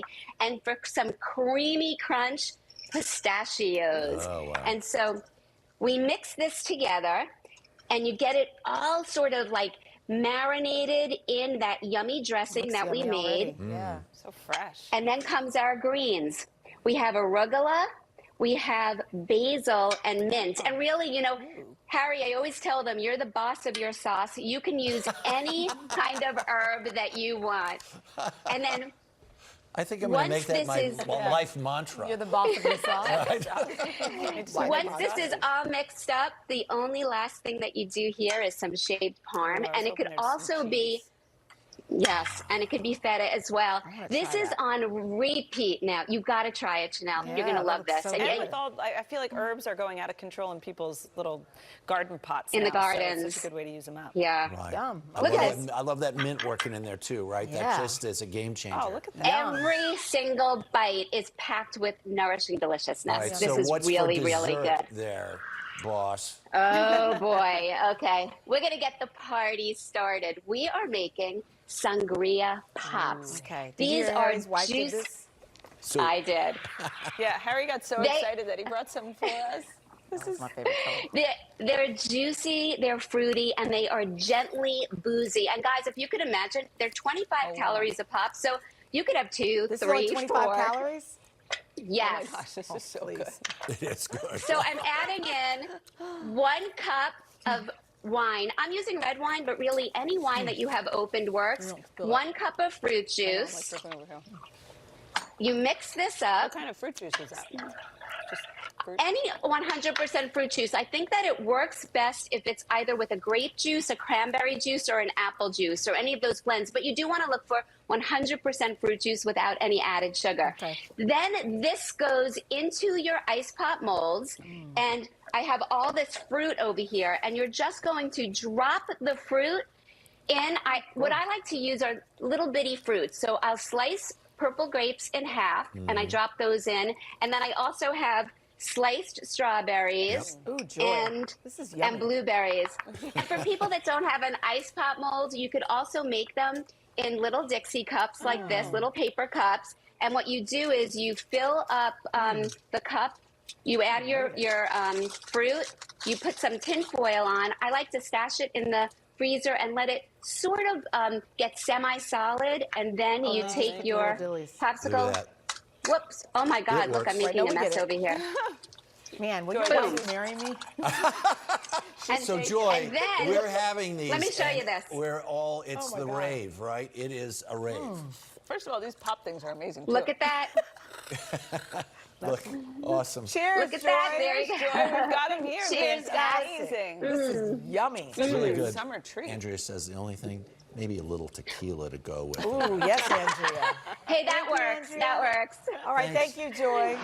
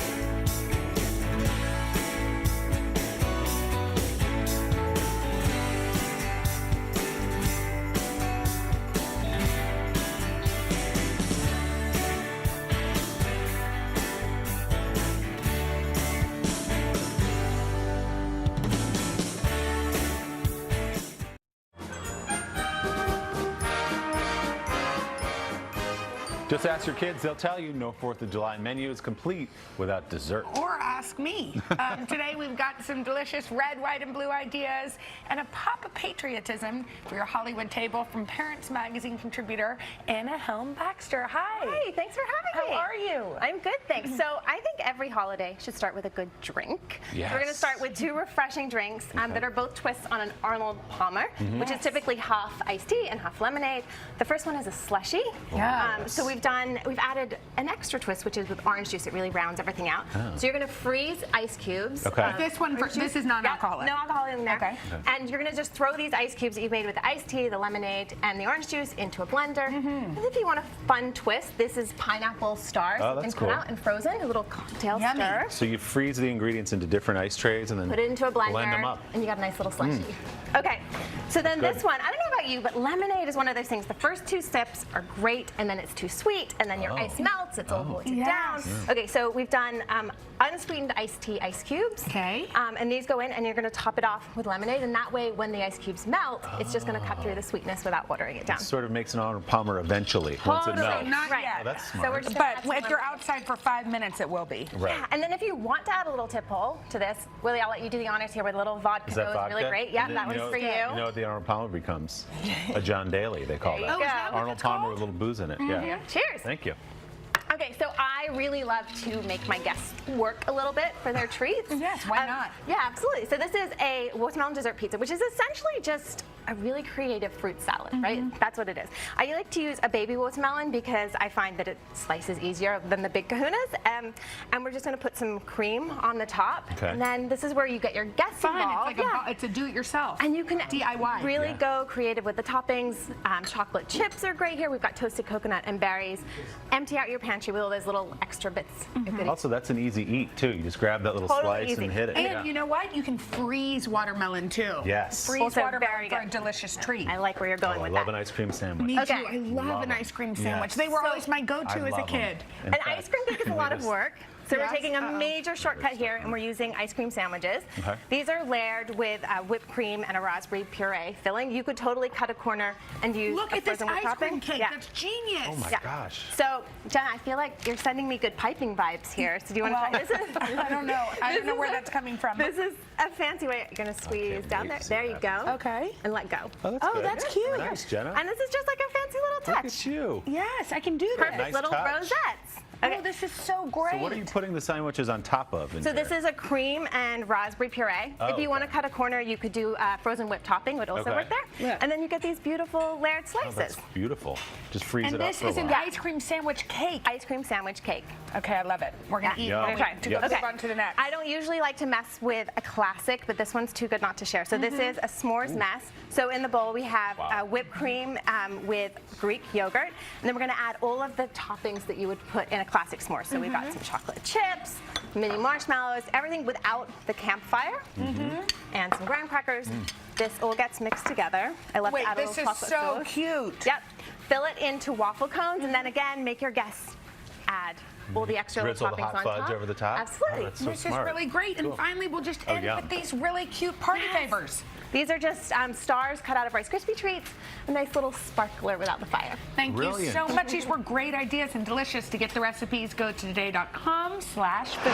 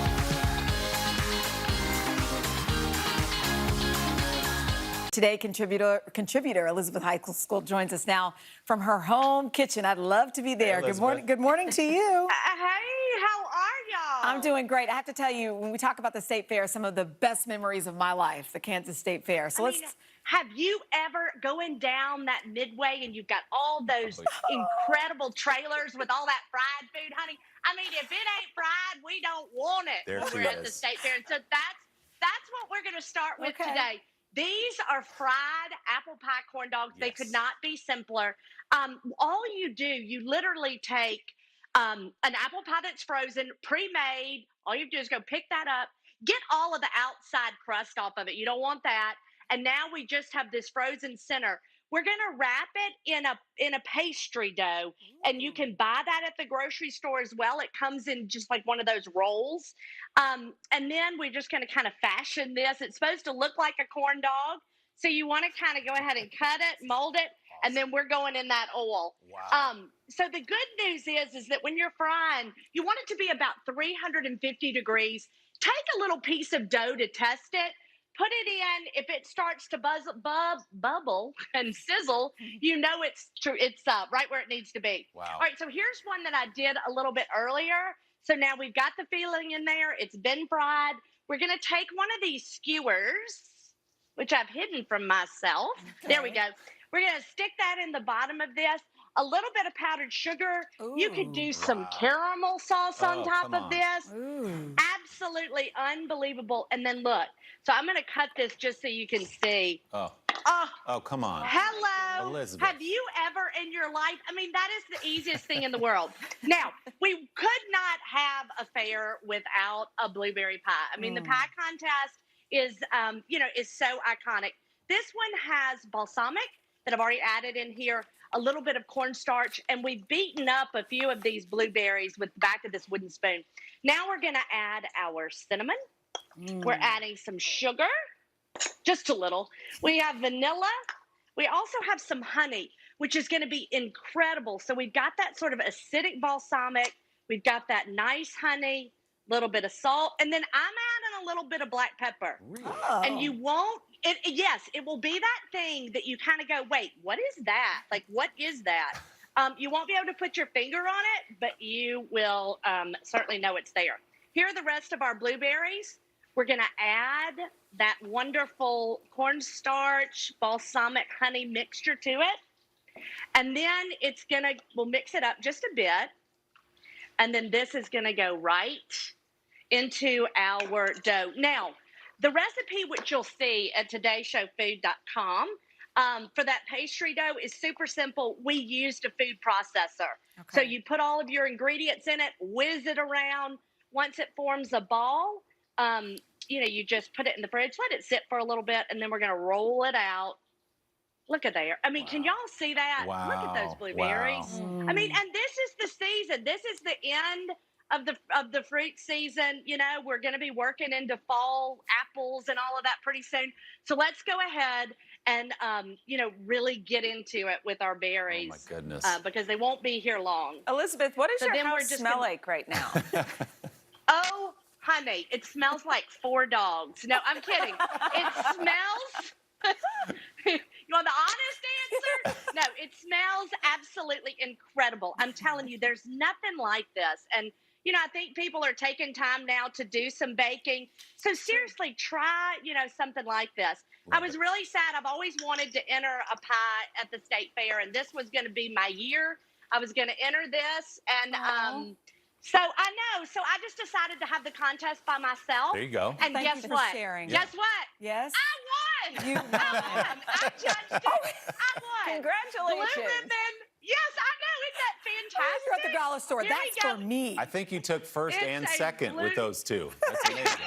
Elizabeth, and honorable mention. It's always a pleasure. Thank you, Elizabeth. Hotty toddy. Y'all take care. Woo! There we go, Willie. There we go. There you go. Hotty, To get these recipes, go to today.com/food. Joy Bauer is here to show us how to sneak superfoods into 3 sweet summer treats. Somehow you did it, and I can't wait to eat it all. So the first superfood is the raspberry, and I love raspberries because they're one of the highest fiber fruits in town. I didn't know that. 8 grams of fiber per 1 cup. That's a huge amount. So fiber aids in digestion, it keeps you feeling full, and it also enhances heart health. And interestingly enough, the plant compounds within raspberries also can boost memory. Nice. So what we're going to do is we're going to make a no-bake dessert pizza. Look at this beauty. So pretty. So all we do is we start with our watermelon. You slice it just like that. You make 4 different quarters. Easy enough. I'm going to add on a little bit of yogurt and Nice, just Greek yogurt. Put on some toasted pecans and of course I went dark right for the chocolate chips. It needs some chocolate chips. Yes. It's a dessert, and this is some toasted coconut. Nice. And so it's so fun. It's really easy to do, and you could really put on whatever toppings you want. Let's put on a little. If you have friends over and you present that, how cool is that? They think you are so clever, and it's very simple and delicious. This looks like my jam. What is this? So the next superfood is a peach. Okay. Peaches are great. They are juicy. They're refreshing. They scream summer, and they're more than 85% water, which means they're super hydrating. They also have plant compounds that have been shown in some small studies to reduce the occurrence of breast cancer. Really? Yeah. So we Really? have to keep on top of that. Thank you. What are we going to make with a peach? We are going to make peach cobbler. a southern peach crumble. How do you make a healthy peach cobbler? And I did it. Crumble. There's way less sugar. So Okay, here, okay. I skipped a step, and I'm actually using frozen sliced peaches, and I mix it with some vanilla doesn't taste extract, a healthy at little all. bit It is. Really? I do add a little bit of maple syrup in here, but not too much. And I think all the other flavors, the peaches are what's shining through. Right. This went in the oven for about 30 minutes, and then you have the crumble. The crumble is ground flax seeds. No way. And it's almond flour and oats, so it's gluten-free, and it's actually vegan as well. And then you just pop this in the oven, and you get a delicious southern And the peach peaches crumble. are so sweet this time of year that Exactly. you don't need that extra and you sugar. can use the frozen peaches in the winter as well. This yes. is amazing, Delicious. Joy. Okay, we have one So minute left. this you're going to love. Is this a milkshake? This is all about lime. Okay. Lime is great. It's packed with vitamin C, which is wonderful for the complexion. It also helps to increase plant-based iron, which is important because a lot of people are eating vegan meals right now. Right. So what do you do when you have a key lime? You make key lime pie milkshake. Never heard of it. That sounds amazing. So with no added sugar. Right. So what we have here is almond milk with dates. Dates are going to puree and give it a nice natural sweetness, and we have vanilla extract and some ice cubes. Okay. And then we're going to add a little secret ingredient. No, we're not even gonna. We're gonna fake it. You can take this off. We're gonna add cauliflower. We're gonna add lime zest and lime juice, and then we're gonna garnish it with. Blender have a child lock on it. I know. Okay, You wait. just put Here we go. cauliflower in my smoothie. Here we go. There. Are we You're not ready? gonna taste it. Try Taste it. that thing. Really? This is lime juice. Lots of vitamin C. Is that good? Wow, that's refreshing. I like it. It's that's thick delicious. and it's creamy This and woman it's just good put for you. cauliflower in a drink. I would, Cheers. who even thinks of doing that? I That's do. wonderful. Joy, thank you so much for these You got recipes. Go to today.com/food.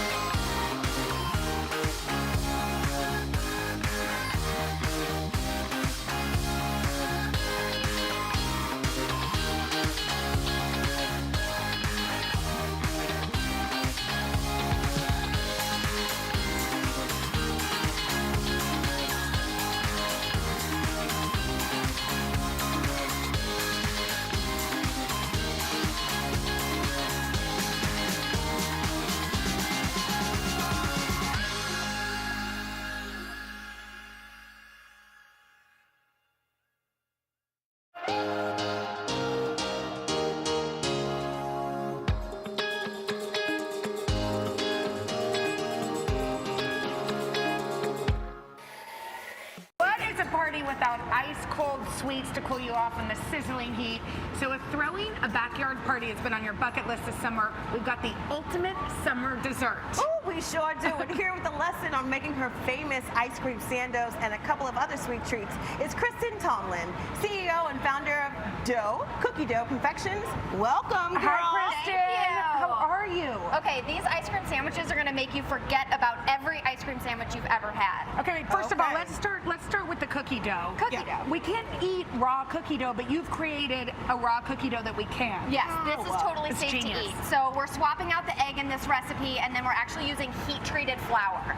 Heat-treated? Heat-treated flour because it's going to kill any potentially harmful So bacteria. how do you heat treat? What do you do? How do you buy it heat treated? So we sell it heat treated, ready to go. Nice. You can also learn how to heat treat it in my cookbook. 165 degrees is what you want to do it. So you can do it in the microwave or the oven. Make it easy for yourself. Cookie dough first, always, number one. And then you're going to add some mini chocolate chips. Okay. Yes, which is also my nickname. I love that. Is that true? No. She just threw that in there. Okay, so then we spread this baby out. Exactly. You're going to make it as flat as possible. The key to making sure that you're going to get it out of your pan easily is lining your pan with parchment paper. Dividing this dough into 2 equal portions, one for the top, one for the bottom, and then stick these in the freezer, get them nice and hard before we add on some ice cream. I mean, we know that this has been sitting out there a little bit because it's melted, but how before do you take this out? So I would say 15 to 20 minutes. Get it out. You actually want it kind of soft like this because you want it to be able to be spreadable and make an even layer. So it's going to be, it's okay that it's melty. And you can use whatever your favorite flavor is. So we've got vanilla today. My favorite, of course, is cookie dough ice cream. But you could use cookie chocolate. dough on cookie dough. That's great. Yeah, you're going to spread this out. Use the entire pint. Here, I'll help you. Yeah, you can get to work here. And can you put toppings, like other toppings besides or does it have to be all in the cookie dough? No, I mean, you can do whatever you want. This is your dessert, your ice cream sandwich, your party. Get in there. Is there rum in this or bourbon? You can put some. Okay. We might. Yeah. Okay. After you have all of these layers ready to go, you're going to put this layer on top. You're such a good cook. Oh, thank you. Thank you. Wait, you put this on top, so how do you do that? So you're going to just take it out. Oh, look at her. See, because of the parchment paper. Yeah. Let her do it. Because of the parchment paper, you're just going to go right on top. Oh, okay, right on top here? Yeah, Michelle, you got it. Michelle, you got it. I got this. This is the hard part, too. Yes! Oh, that's easy. See? It's easy. And then what do you do? Pop that back Pop in? that back in the freezer. Okay, cool. For a couple hours, and then we're ready to go. You're going to just cut them. Just like this, however big or but small. This could also be a beautiful birthday cake. I agree. Absolutely. You don't have to cut them at all. You could just throw some candles on here. You've got your ice cream sandwich. Oh, yum. You can add some toppings if you want. Look at how thank you. I'm going to taste it. Okay, let's move down to these really cool, like, charcuterie boards without the charcuterie. So this is a dessert treat board. If you're having a party, you have to serve all sorts of fun treats, cookies, cookie dough popsicles, or ice cream sandwiches. You can add some toppings to it. You can have a lot of fun. That's so These smart. little balls are adorable. Cookie dough truffles. And what happens when it starts to melt? Well, then you just have to eat it. You have to call everybody over and say, time to eat. Awesome. Thank you so much for these cookie dough recipes and for all of the treats. Go to today.com/food. Our friend Maureen Petrowski is mixing up some summer sips straight off the pages of her new book, Zero Proof. Drinks and more. Maureen, first of all, it's hot as can be. Yes. So we need a cool drink. July weekend. Yeah, we need a cool drink. So we're talking about mocktails, but you can make them as you like, right? Exactly. You can have a zero-proof drink or you can have a full-proof, however you like it. But like Jenna said, not everybody wants a booze-laden drink or a hangover the next day. We've got a nice long weekend, and alcohol-free drinks have never been as delicious or as much fun as we're going to show you today. Awesome. Well, let's start off with, you're going to show us something you call the Gunner. Is that right? Yes, it's called the Gunner cocktail. This is really popular in Hong Kong. It's an expat drink. It's really simple. It's just a few ingredients. We've got here some ginger ale, some ginger beer, some bitters, and some lime juice. Now, I'm using a sweetened lime juice. First, I'm going to put my bitters right in the glass. Wait, you know this what? One's easy. Guess you what? build it right in the glass. We're making it with you too. Is this real ice? Yeah. Okay, right, how much your ice do you put in? So I like to fill the glass with ice. Fill it you're up going to build to the this right top. in the glass, and then you're going to just pour it in your ingredients. So first, I put my bitters in. Bitters? Do you have your bitters? Hold on. Yes, a ma'am. couple How much do dashes. you use? Bitters, the whole thing? A couple dashes. No. A couple of what? Dashes? A couple of dashes. A dash. Yeah. Okay. Bitters. One, Take it. 2, 3. And then the next thing I'm going to add is the lime juice. So lime juice. you can use fresh lime juice. And again, this is also just a dash. Just a dash. So a little bit Don't dump goes it. a long way. And then we're going to add half ginger ale and half ginger beer. Half ginger ale and half ginger beer. Half ginger beer. Now, and Maureen, if you wanted to add alcohol, what would you put in this? So beer? this is, it's got that nice ginger, not beer, no. So ginger beer is actually non-alcoholic. But if you wanted to add alcohol, this goes great with bourbon, a nice sweet bourbon. Oh, bourbon. Just think about that. Okay, Ginger now you and bourbon mix is a it? great cocktail. Our and friend, you mix it up and you here give it a said taste. beer because I think it's kind of like a shanty. Is that right, Rope? No? Well, a shandy is a beer that's mixed with fruit usually. Yeah. So this is using ginger We beer, know which is nothing. actually Okay. just, ginger beer is ginger ale without the sugar, basically. is It's it? a little bit more gingery, if you would. Wow, What do I you might think? have overdone the lime. Taste mine. Mine went wrong. Taste mine. Taste Taste mine. mine. Something was Okay. wrong. How did Hoda do? Oh.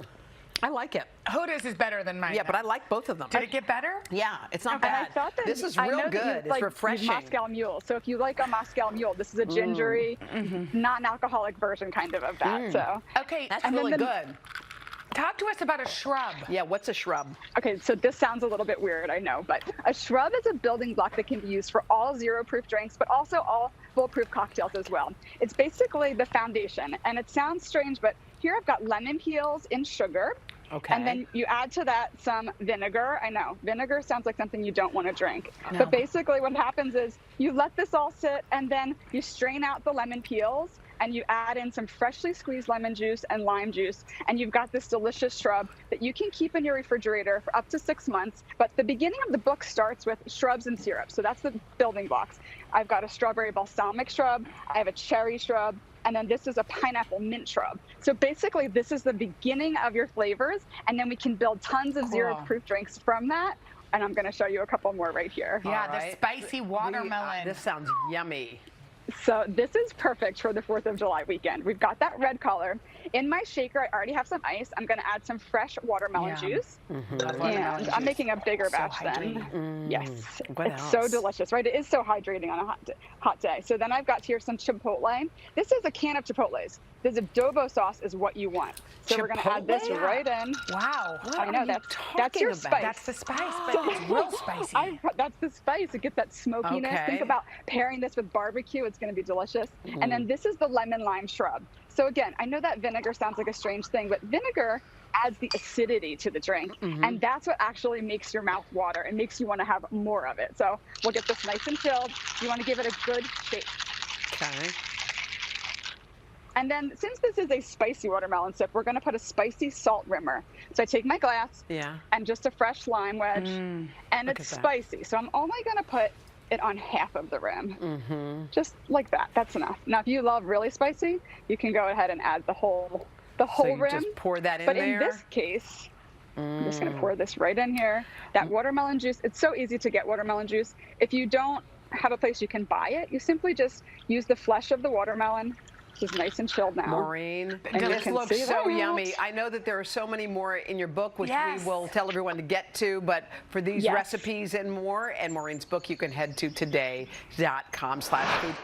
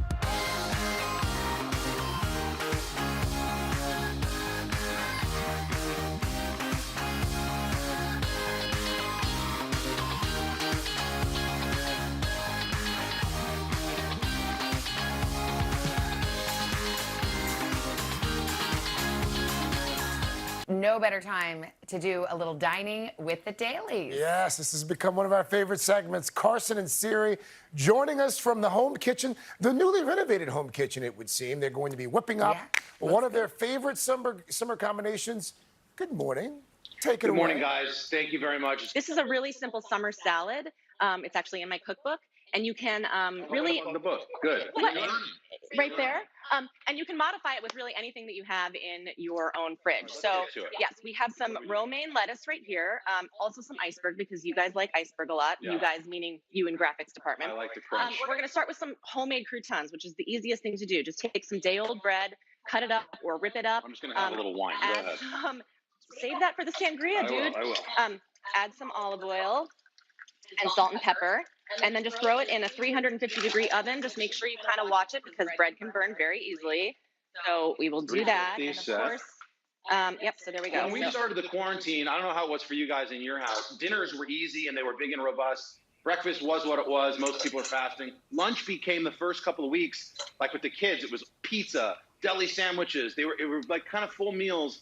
And after a while, we're like, or I was like, I got to slow down on the lunch thing. So we ended up buying these bags of salad, and we'd kind of pump them up a little bit. We'd add a little protein to it. We'd use a homemade dressing, and they became delicious. So this is sort of inspired by that, too. Yes. So now on to the dressing. This is balsamic vinegar. This is the easiest homemade dressing that you'll ever make, and you'll make it a lot.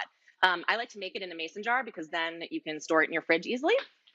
Lemon juice, some mustard, and Carson is going to shred some chicken because we like a little protein for the salad. You can roast a chicken, also a recipe in my cookbook, or you can buy store-bought rotisserie chickens, which are very easy and convenient. Graphics get in here. So salt and pepper in the salad. And I don't know if you're seeing this, but this chicken is this series recipe. Literally, it's an hour and a half of a chicken in its own juices, baked off. And then I take 2 forks and I kind of shred this. And this will be the protein that we'll use into the salad. But this is a really simple, delicious chicken recipe. No olive oil needed, like really nothing else but the chicken. So I'll take some of this, pull it apart, and we'll use that for the salad. Yes. For the sake of time, I will just do a little bit. I throw some Okay, this olive oil is coming out like a tiny little drizzle. So imagine I put a half cup of olive oil in there. And then for the salad, what I like about salads is texture, color, flavors. So I like to do some cucumbers for like a crunch, tomatoes. Jack on top. Yep, for bonzo beans. Now here are the homemade croutons. By the magic of television, I have some already done. All right, here we go. I like to add queso fresco, but feta, goat cheese, anything would be enough great. of the salad. Let's get into, this is a white peach sangria. Sangria, like a margarita, very powerful, or pina colada. This is the type of drink that is transformative. It'll take you out of the misery of your own life and put you right into a happy place. So we're going to do that. We're going to take an entire bottle of Pinot Grigio. Right, yeah, but first add some fruit. Okay, well, it doesn't matter what order you do it in. Okay, we just don't want the fruit to get like... Okay, we got some grapes. Green grapes, cantaloupe, which you can make into little melon balls if you have time, but I didn't have time. And then beautiful white peaches. These are lovely, aren't they? And then, yes, a whole bottle of either Pinot Grigio or right, Moscato. 30 seconds. Okay, and then you're going to add lemon juice, peach nectar, and brandy. And then I also use a little carbonated soda. This is what flavor is this? Grapefruit. Grapefruit. Yeah, if you can find sangria. peach, great, but if not... Brandy. All right, we're going to stir this up, guys. Then you got it. I mean, it's a very simple salad using whatever you have in the house. A little sangria. Look at that. Graphics, you got that? Not lovely in there, buddy? You're not allowed to drink that graphics, sorry. Yeah, no, it's not good. All right, I'll pour these off, guys. Ooh, I'll have this one that has a little wine topper. Carson, Siri, thank you. Jack Daly, thank you as well. I love to see Jack's Battlefield promotion as well, from graphics to camera operation. What can't Jack Daly do?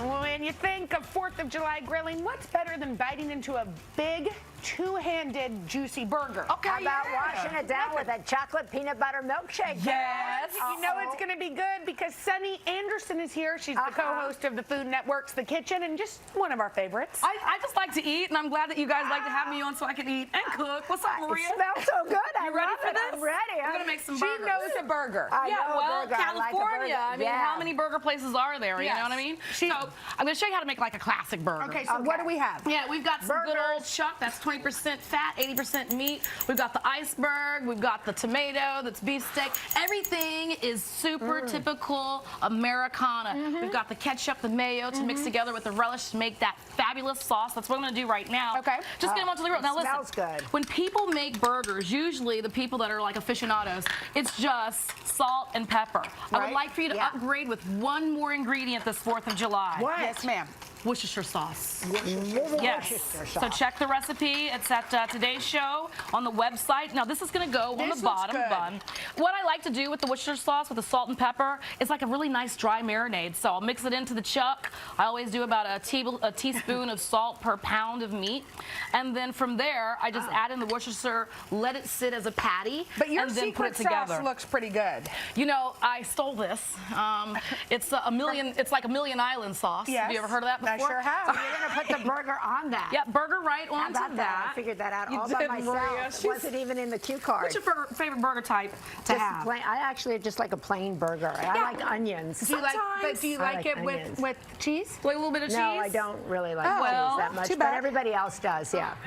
Maria, that's okay, because, you know, you're fitting into them jeans. Yeah, that's You know what, Jenny? You know who's not fitting into the jean and going to take a bite of your cheeseburger? Let me know what you think. All right, so that's the classic. I've also got my Tex-Mex burger here, and all the recipes for my burger bar are online, so you can get all kinds of different toppings and flavors for your burgers today. Let's move on to fries. All right, so there's fries. that girl that takes the bite. Are you going to do it? No, I'm not going to do it. I just was that girl, and it felt really good. It was beautiful. I'm going to be that girl in about 2 minutes. Okay. All right, so fries, right? We got the burger, you need the fries. Who's doing the double fry method in the summertime? It's way too hot. Just put these freezer joints into the actual oven. Now, Freezer a trick, joints? if you're going to bake them and not fry them, a little bit of cooking spray. Yeah. Put it in the bag, and then just kind of shake it around.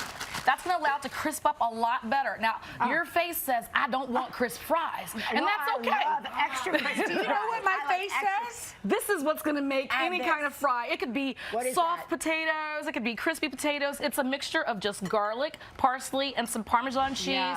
You chop it all together on the board. Those are kissing fries. So it really kind of comes together. You're going to kiss somebody Hit with with those fries. just a little bit of salt, lots of pepper. You know, you man got to have a little bit of garlic in them too. She's eating over there. Pay attention. Then you're going to get it into the fries fresh out of the oven so that cheese kind of just starts to stick to it. Toss it, and you're good to go. You know what else? Yeah. Goes with fries? My chocolate peanut butter shake with jelly. Peanut butter shake with a little jelly. Yeah, I'm just trying to straws for 4th of July. Yeah, so you're going to take chocolate ice cream, some peanut butter, blitz it together, add in a little bit of strawberry jelly or any kind of jam. I mean, you have to taste this. OMG. America, get pregnant and eat. Yes! To get these recipes. Oh my God, this is good. Go to today.com. Oh my God. Oh my God. Food.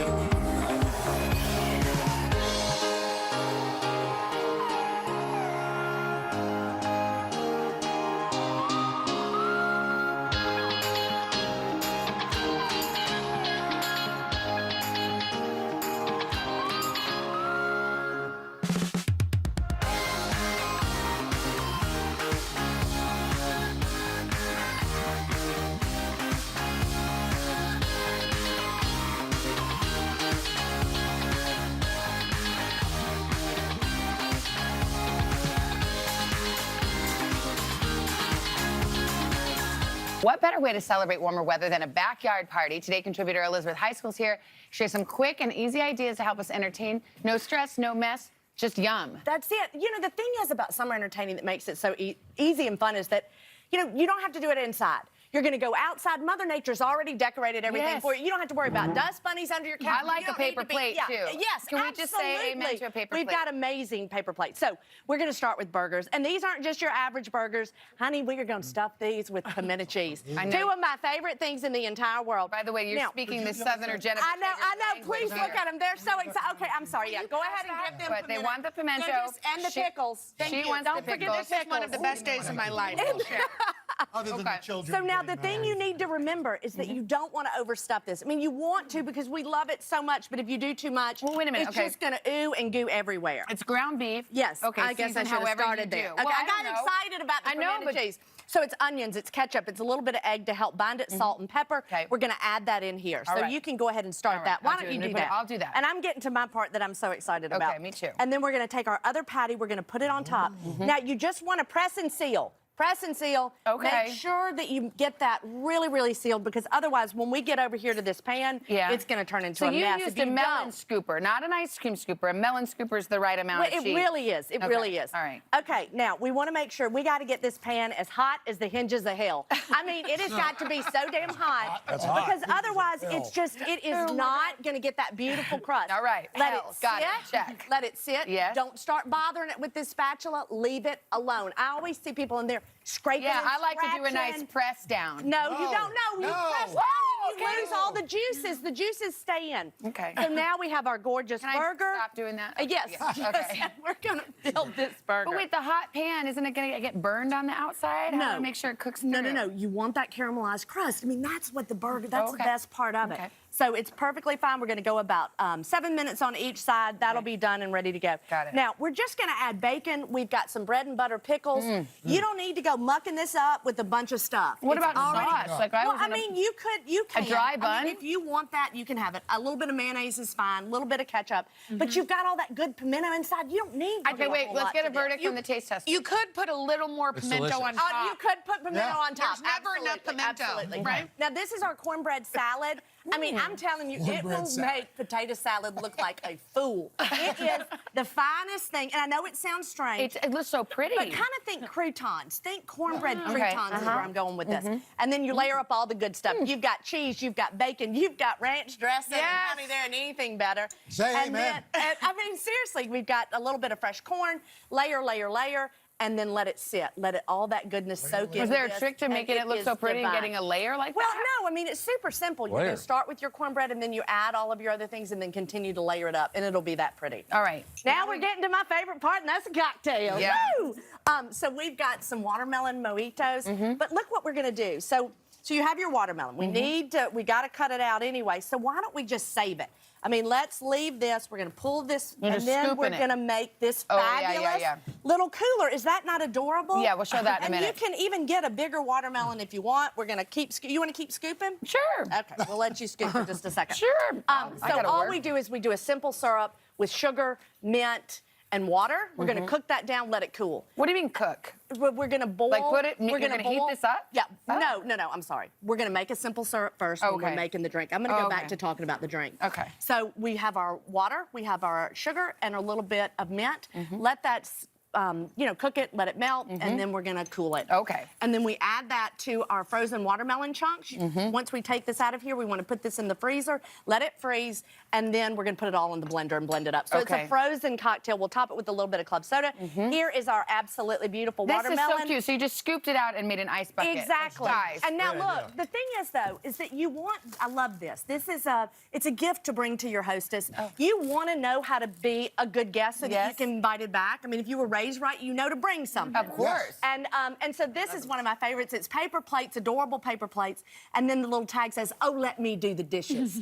So you bring that. You've got the paper plates. Isn't that adorable? Funny. And there are lots of really fun ones. Like, look at the ones they've got. So they've got these wonderful bamboo plates. You can throw it away. Nobody's going to be in the kitchen cussing because they were left to do all the dishes. So, but I didn't even know you were doing this paper plates thing, and that's the first thing I thought of. If you're outside, paper plates. You've got to. Yeah. I mean, it really does make it so much more simple. And that's what summer's about. Summer is easy, laid back, and fun. Did y'all taste that drink? Yes. Even the mocktail is good. I don't know how you did it. Elizabeth, thank you. RecipesOfToday.com/food. Laura Vitale is a cooking sensation who's stirring up a lot of buzz for her popular YouTube channel called Laura in the Kitchen. That's right. She's also the host of Simply Laura on the cooking channel. And today she is making a classic dad favorite. I think it's everyone's favorite. Burgers and fries. This is a crowd pleaser. It's really easy, so versatile, no deep frying, but all of the crispy deliciousness. We love this, so let's get to it. What do we need? So in here, you're gonna have your suspects for a good burger. You've got good ground beef. I like to use a little steak seasoning, Worcestershire sauce, and this is my secret, grated onion and garlic. So if you want to add all that in there, if you don't want to use beef, we can use turkey or ground chicken. If you have a vegetarian in your family, take this stuff, add a little oil, and substitute for some portobello mushrooms. Sprinkle a little salt on there? Yes, please. Yeah, my mom loves the portobello burger. Yes, and it's so good. And then you would use a really good Swiss and be perfect. And you have to stir this around, you just kind of mush it, I would do it with my hands, but I don't want you to get dirty. Okay, okay, cool. So what you do is you form them into patties. Do you have a trick for patty making? Yes. So basically what you want to do is you make your patty, right? But this is the trick to get a really good flat burger. You take 2 fingers and you make an indent in the center. Yeah. And then you pop them on a really hot cast iron skillet or even on your outdoor grill. And as they cook, they pop up in the middle. So they're flat. You don't have that dough. Oh, I love that. Yes. Cool. Pop that on the grill. Pop Do you that do it on it. both sides, the finger thing? You can really just do it on one side and it's fine. Okay. So in here, I've got some mayo and I like to use some whole grain mustard. You mix that all together, right? And then when you come to building your burger, you're gonna put your cheese on there. It'll sit nice and melty. Throw a couple of ice cubes in there. It creates steam and it really melts the cheese. Ooh, I like This is like your special sauce. That is like special sauce, and it's just good quality mayo and some good quality whole grain mustard. I'm stepping over here. That's it. Yes. And then you just build a burger. You've got your bun with your sauce. You've got your cheese. Burger, delicious. I like a little lettuce, tomato. I like to put a little salt on my tomato. That's kind of nails it. Yeah. That way you can really season Brings it it out. Sauce is good. And us Texans like a little avocado. What about French fries? I do like that. I feel intimidated by making a French fry. French fries, these are really easy. The recipe will be on the website, I'm sure. But basically what I do is I take regular russet potatoes, I soak them into some cold water, pop them in the microwave for a few seconds, and then throw them, once you dry them up, with a little oil and seasoning in a hot oven at 425, and they get crispy. Laura, you can do it all. I can do it all. Thank you so much. This is a perfect recipe The fry for and the Dad. special sauce is good, too. Oh, really? I should try that. So to get these recipes, go to today.com/food.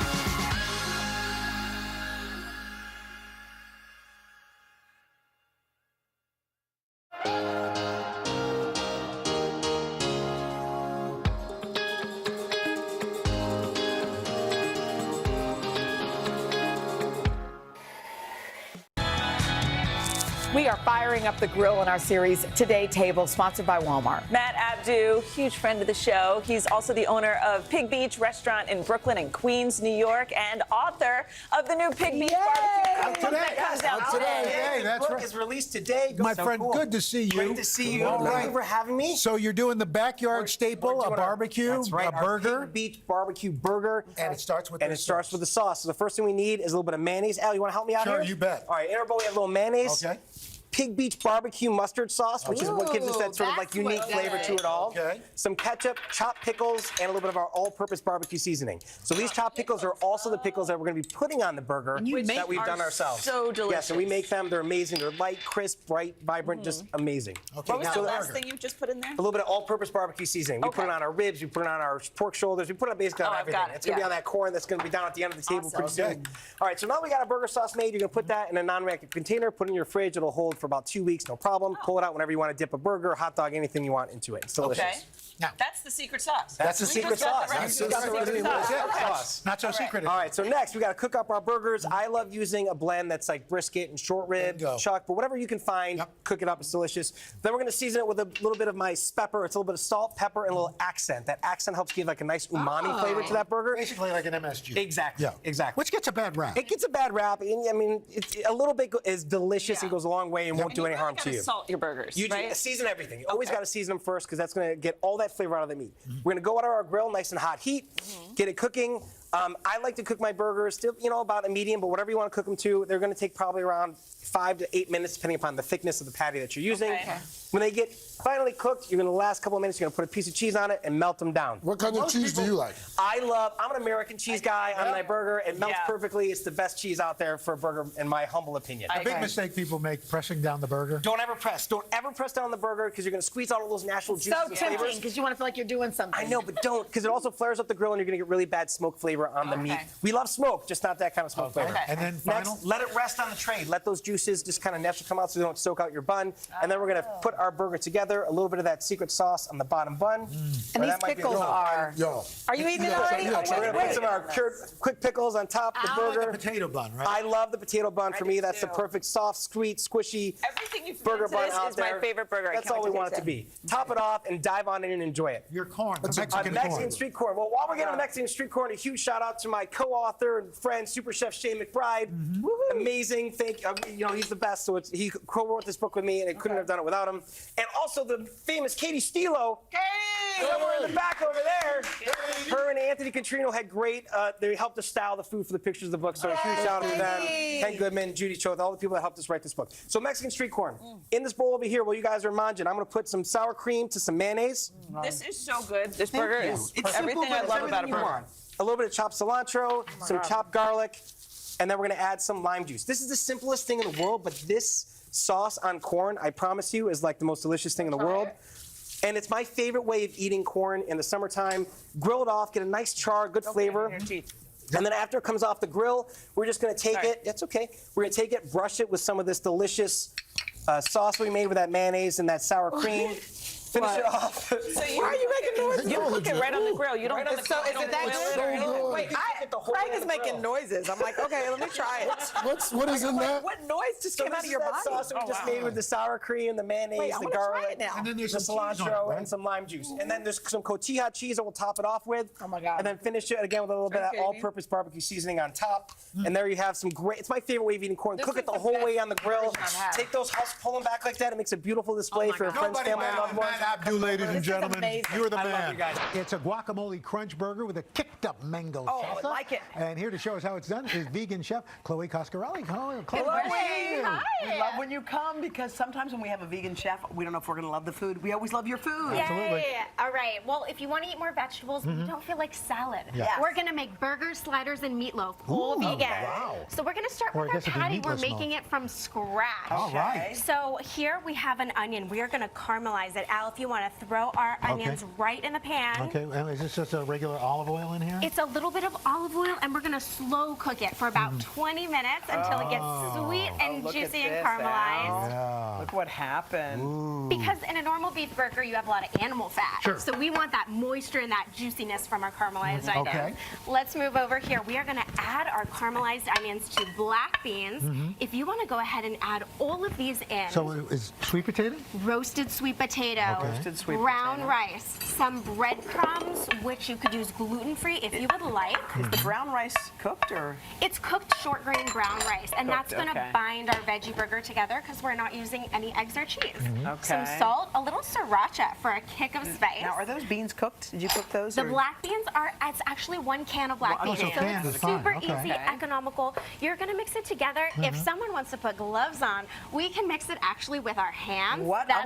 Roker. This is a great way to get your kids involved. Everyone can form their own patty. And I love sweet. Maybe they should have been the large. We can use a spoon. Yeah, you don't have to use your hands if you don't want to. 3 hours later. All right, so these are the patties that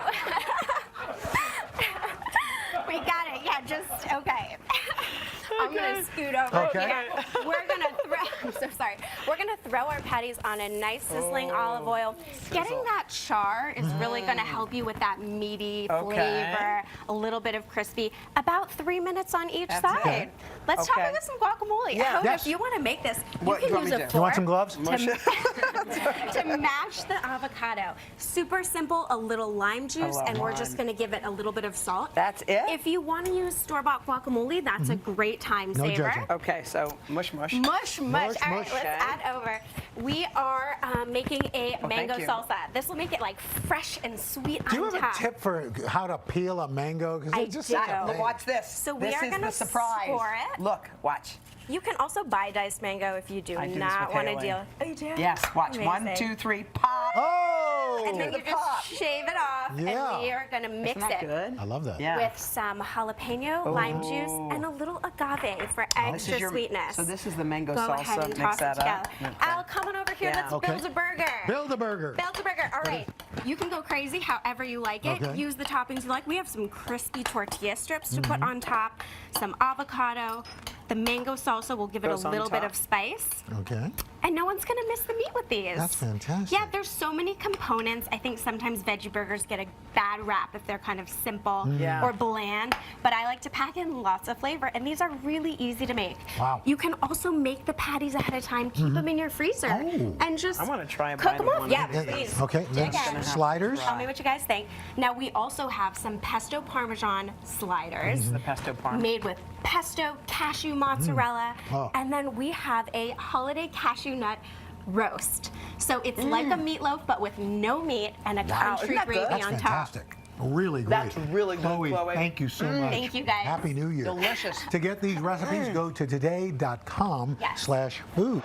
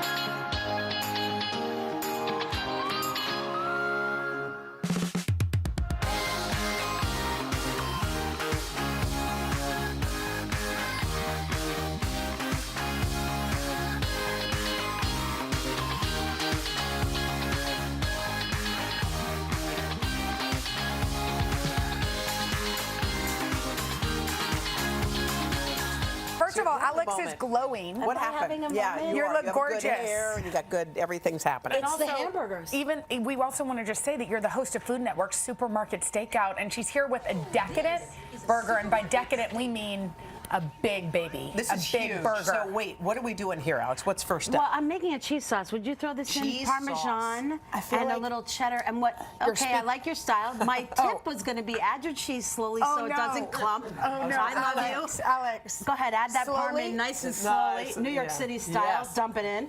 Okay. And you stir it, a little mustard, a little hot sauce. We just add a little bit to just So a little warm cream. That's going to be the sauce on top of the burger. Is that what you're talking yeah, about? this And is the like- donkey or a dippy sauce. dip sauce. Yeah, I mean, you could literally make this cheese sauce and then just Do Put whatever. chips in it. potato chips or Yeah. whatever. Okay, so now the big The big Mongo moment. burger. The big yeah. moment is we're doing a triple-decker burger with the cheese sauce. Okay, we're going all out. You really What are. are you doing to us? For summer, I but know. you said I look all Yeah, glowy. you It's do, all the you hamburgers. do. So this is just a mix, right? 85-15. We want short rib and sirloin. Those are the Wow. good cuts.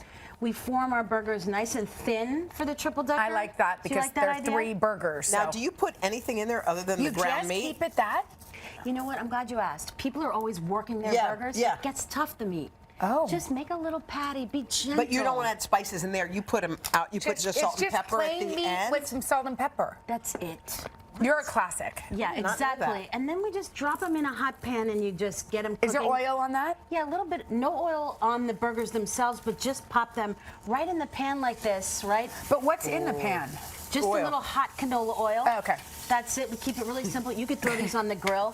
When you're done cooking them and you have these lovely burger juices, that's where we make our onion topping. We go right in the same pan. Ooh, and pickle juice. Pickle juice. In with the onions because it's like zingy, Yeah, I vinegary. kind of like that. I love this idea. You're using the meat juice and some pickle juice. And it's sitting in your fridge in the jar of pickles. You have one lonely pickle, like, help me. That's true. What are you going to do with Dump it in there. Salad I heard that if dressings. you have cramps, you should drink pickle juice. Is that true? I'm not sure. I think that if you have Memorial Day needs for a triple-decker burger, it's good too. Yeah. Let's throw that in there. Okay, what are we making here? What is So this, we're a side making salad? a little topping, Oh, topping. with a little oil, vinegar, a little Wow. lemon, a little. I feel like that tomato. takes it up a notch.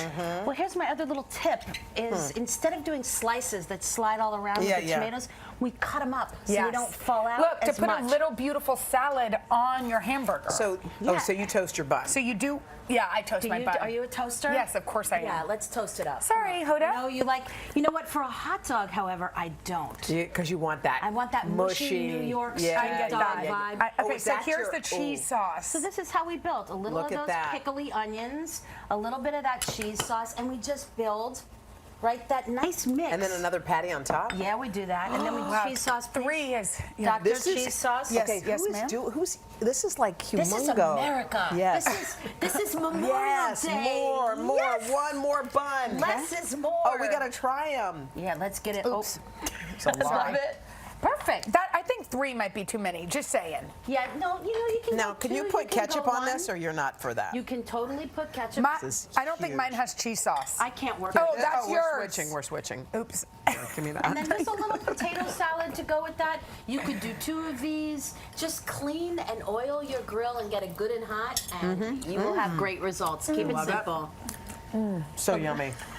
The last moment of this segment is just people chewing. I think this is a testament to the fact that people have got to get down with this. Potato salad is basically has relish in it and mustard. It's no mayo. It's just a little olive oil and mustard to keep it light for the Olive burger. oil and mustard, that's it? But Yeah, there's a little bit of pickles. vinegar What are and these juice. pickles? And chopped up pickles and pickle juice. and pickle juice. I put pickle juice in everything. Yeah, Alex, you're the best. So to get this recipe, head to today.com/food.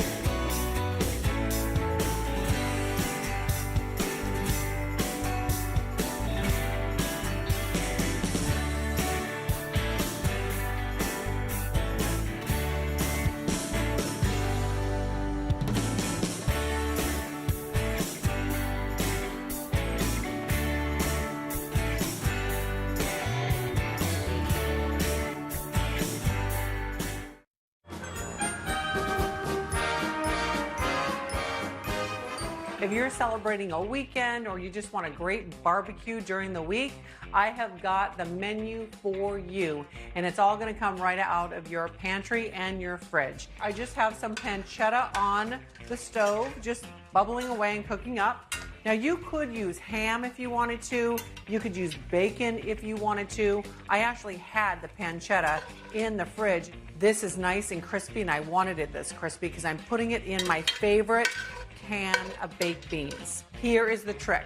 I am gonna make the most amazing sauce. The same sauce I use on my ribs, which are gonna be spare ribs, pork ribs, and a beef rib, is what I'm gonna put in my baked beans. You need to start off with your favorite barbecue sauce, a little bit of that, and a lot in this bowl, because this is what's gonna cover your pork ribs. Then to this, I'm gonna put molasses, just a little bit of sweetness. If you don't have molasses, you can use brown sugar. Hot sauce, I like it a little hot and I like it a little spicy. So that's gonna go in both of these. And then I'm gonna use some Montreal seasoning, and I put that in both of these. And I'm also gonna use this on my beef rib. So I'm just gonna roast it in the oven like that, and just spread it around. Give this a stir all together. Look at how dark it makes the canned beans. It makes it look like it's from scratch. And all of those beautiful, crunchy little bits of pancetta really kick up the flavor a lot. And then that goes into the oven. You only need to bake this for about 30 minutes. And I promise you, these are the best baked beans you are ever going to taste. Okay, go in here, stir this up. I'm putting this over my pork ribs and just kind of work it around. And of course, I have lined a baking sheet with aluminum foil. This is kind of sticky, and I don't think you want to deal with the mess after the fact. Now I'm going to take a very, very, very little amount of this and then put it right on my beef rib. Just a little line, not too much, just enough for flavor. That is going to be sticky and caramelized and crunchy, which I absolutely love. And then you're going to have the gorgeous barbecue beef ribs. Now these will go into the oven. Again, low and slow. I'm going to put the beans in when those are 30 minutes away from being done. Look at those. That is a beautiful thing. Look at that. Beef ribs, pork ribs. They were in there about 300, 325 degrees. This is just about 2 hours, sometimes just a little bit longer. Look at this. This is a delicious meal. Let's talk about dessert, and then it's cocktail time. We love them as kids. We still love them today, and they become great, cute, easy little crafty snacks. This is just icing out of a container, and all I'm going to do here is take the icing, put it in a plastic bag, snip the tip off just so it's a small little hole, and then I'm going to pipe some sandal strings onto my cookie like that. Everybody has a great pair of flip-flops. And these are my flip-flop cookies. A little red candy, a little yellow candy. You can even do some sprinkles if you have them. Aren't those the cutest? And so easy. I love them. Now it's cocktail time. You get to celebrate life with this cocktail. It is a pineapple tropical rum punch. And it's going to start off with a concentrate. This is just a punch concentrate. Then what you want to do is you want to add just a cupful of water to this, 1 cup of lemon lime soda, and then you get 1 cup of rum. Now, if you are not a rum fan, it doesn't matter if you drink vodka in this, or if you like gin in it, or if you want tequila in it. Just put something in it. Then just some pineapple juice would be delicious in this. And finally, I am gonna put in chunked pineapple. I do save the rings for the glass. I'm gonna give this a stir.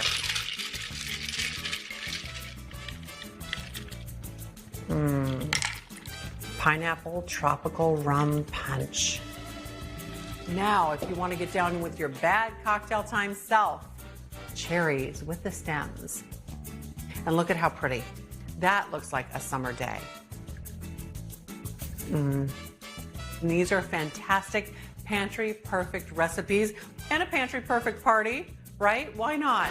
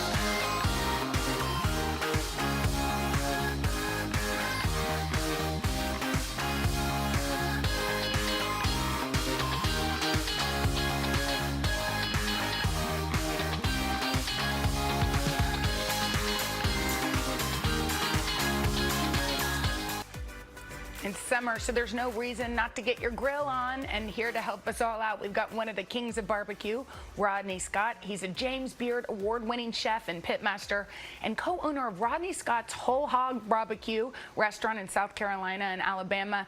And he's cooking up some ribs. Hi, Rodney. Yes.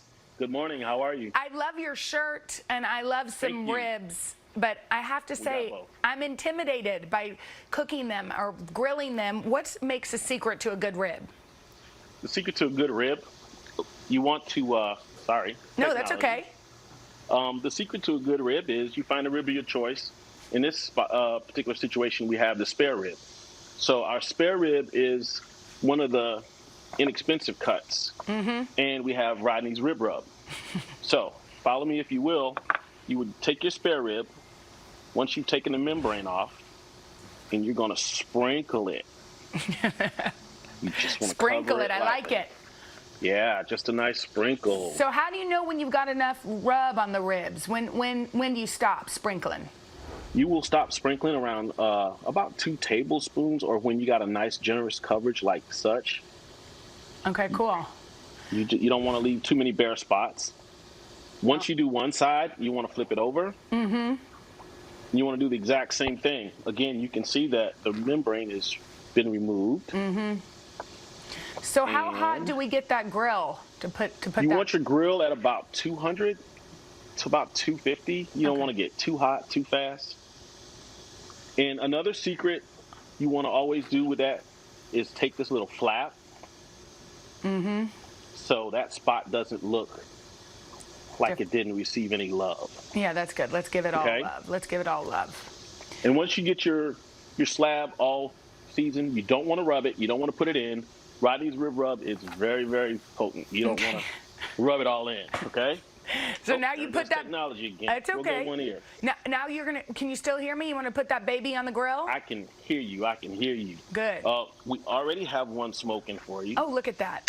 That you can see. Yes. So when the bones start to stick out just a little bit like such, and you get that nice color, yeah, a little bit of char. Good. Yeah. You turn the baby over. Before you flip it, always want to be sure and mop it first. Mop it? This is what we call mop, flip, mop. Okay. This is how we instruct our guys. You want to put your sauce on. Wow. This is Rodney sauce. If you prefer your own, that's your choice, but I prefer Rodney's. We prefer yours. Yeah. All right, can we get to the corn? We just have about a minute, and all right. Let's get to that street corn.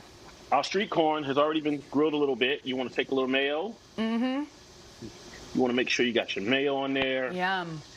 And we call it King Street corn because we're located on King Street in beautiful Charleston, South Carolina. Yes. And we have some crumbled cheese here, some Rodney's pork skins. Can you use any cheese, or what do you? Any cheese of your choice, as long as it's a little dry and crumpled. Yep. And you want to add a little chive. This is for that neighbor that thinks your food never looks good. Yeah, I was gonna say, put that chive on there and impress everybody. Yeah. Delicious. We have some previous here. Well, Rodney, thank you so much. I hope you enjoy that delicious food. We wish we could smell it. It looks good. Thank you, Rodney. To get these, thank you. To get these recipes, head to today.com/food. We are back with the greatest. Don't you love Valerie Carson? Valerie Bertinelli's back. She's got one of her special recipes. Family, we call it family. That's right. These are recipes that are light. Excuse me. I had my own little surgical issue on Monday. These are light dishes, and Val, in the summer, like nobody wants to cook heavy. Yeah. Right. But we don't want to substitute, flavor for that. Yeah. And you are not going to substitute flavor with this because this marinade does two things. It's also going to marinate your chicken. It's also going to be a great sauce for the chicken thighs. You love chicken thighs. I do. Me too. They have so much flavor. So we have a little sesame seed oil. Yeah. We have some rice wine vinegar, and we have some soy sauce. And in there, we also have some grated ginger and some grated garlic and some vegetable oil. So we're going to give that. That's it. A nice, this is going to be your sauce. So you could dip gyoza in this, you could dip egg rolls in this, you could dip salmon, anything. You could put it on anything. Is it We're a gonna put it on marinade chicken. and a sauce? Yes. So by this, it's the sauce. Then we're going to take 2 tablespoons, put it in here, and they've already done this for me. I love the culinary crew. Yeah. And then we're going to add some more to really heft it up a What's little that? bit. So we have some veggie oil. Could you put this on fish too? Yes, it would be great on fish. Salmon, anything. Yeah, That's rice wine vinegar again. What's that? And this is more soy sauce because we're soy. hefting it up. And then we want some spice in there. So this is some sambal oelek. That I was introduced to by is Mrs. that? Van Halen. The boys are eating spicy. Oh, spicy. Oh, you guys are already eating. Oh, yeah. Okay. They're not waiting. Is it They're your chicken fantastic. thighs with skin with the capers? Yeah. It's a go-to. We still talk. Oh, this is going to be another go-to. And then you can also put it on fish. You could put it on shrimp. Okay, so we have our sauce. Then what we're going to do is take our chicken thighs, and these are boneless, skinless. Skinless. How come? Because you really, I really like to get the marinade in there. We're going to sit this for about 30 minutes. Okay. You could do it with bone in. That's fine. Yep. But this is easier to eat. Do you season those too, or is there enough seasoning? We're not going to season these until right before we put them on the grill. Okay. So let that marinade, get the marinade all over it. That's about at least 30 minutes. You can do longer if you like. And So then you're going to take them out, and you're going to wipe them off a little bit, just dry them off, and then get them onto a nice hot grill pan. Everybody likes that. Yeah, definitely. Let me do something here. I'm standing around. Yeah. So get them on the grill Also, pan. this looks like you could do this for tacos too. Like you could cut these up and make fajitas. Oh, that'd be great. Yeah. Get a nice like a slaw on that with it. That would be good. But I've got potato salad that we're going to show you later. Okay. But it's not potato salad. It's fake potato salad. Okay. How long do you cook that? So you're just So going to you're grill going it to let up? that go for 10 minutes. The chicken will tell you when it's ready to be taken off. You don't want to rip it up or anything. So just let it sit there for 10 minutes, and then once it starts to give, then pop it around to the other side. Don't jerk it off the stove. No, but this is the chance for you to also season it. So you're going to get your pepper on there, and you're going to get your salt on there. And then when you flip it, you're going to season the other side. Okay. And then we get to this, and this is when it's done. Okay. And I think we have a plate for you guys. We have a So plate then over do you there. put, and then you just put this on top? Yes, Is that you what want you to do? drizzle the sauce on top. I want more of the sauce here. Let's Or you put want it to on. dip it in. Dip it here, So Chris. good. Dip it, Yep. dip it. What's the story on the cauliflower salad here? That is it's a classic potato salad, but made with cauliflower. So you what got do you- your hard-boiled eggs in there, your mustard, your mayo, your dill, your chives. It's delicious. So it's a potato salad. Wow. So it's not potato salad, it's cauliflower salad. Potato salad. Potato salad. Potato. Yes, exactly. Valerie, tell us about your cooking shows. What's happening in that lane? This So I is think- incredible, by the way. Isn't it great? It's the first chicken I've ever had where I actually don't want the skin on it. It almost would have been in the way. Right, I agree. Because the meat is so good. It's so flavorful. Sorry, it's Yeah. delicious. So How are the we've- cooking shows? Well, Valerie's Home Cooking is still on the weekends, and then we filmed another 10 more episodes that'll be airing, or 13 episodes that'll be airing next year, and then I don't know. I don't know what's Wow. up for me after that. Wow. 'Cause who knows what's going on? I don't know. this is good. Maybe I'll take a long break. Maybe I'd do another sitcom. I don't know. Oh, do another Would you sitcom? do I would another love. wide I open? would love to do a sitcom. I just shot What? one with Jimmy Burrows in March, but it didn't get picked up. That's okay. Wait, you Stuff shot happens. with Jimmy Burrows, who we just did the story? Yes. In March, yes. Oh my gosh. I love him. He's the best. He is the best. Yeah, he I think literally we is the need best. more Val. This is the best. This is really good. Valerie, thank you. You're going to come back and visit with us I am. again on the 4th hour. Recipes, of course, on today.com/food. Be sure to catch new episodes of Valerie's Home Cooking Sunday mornings on the Food Network, or you can get it streaming on Discovery Plus.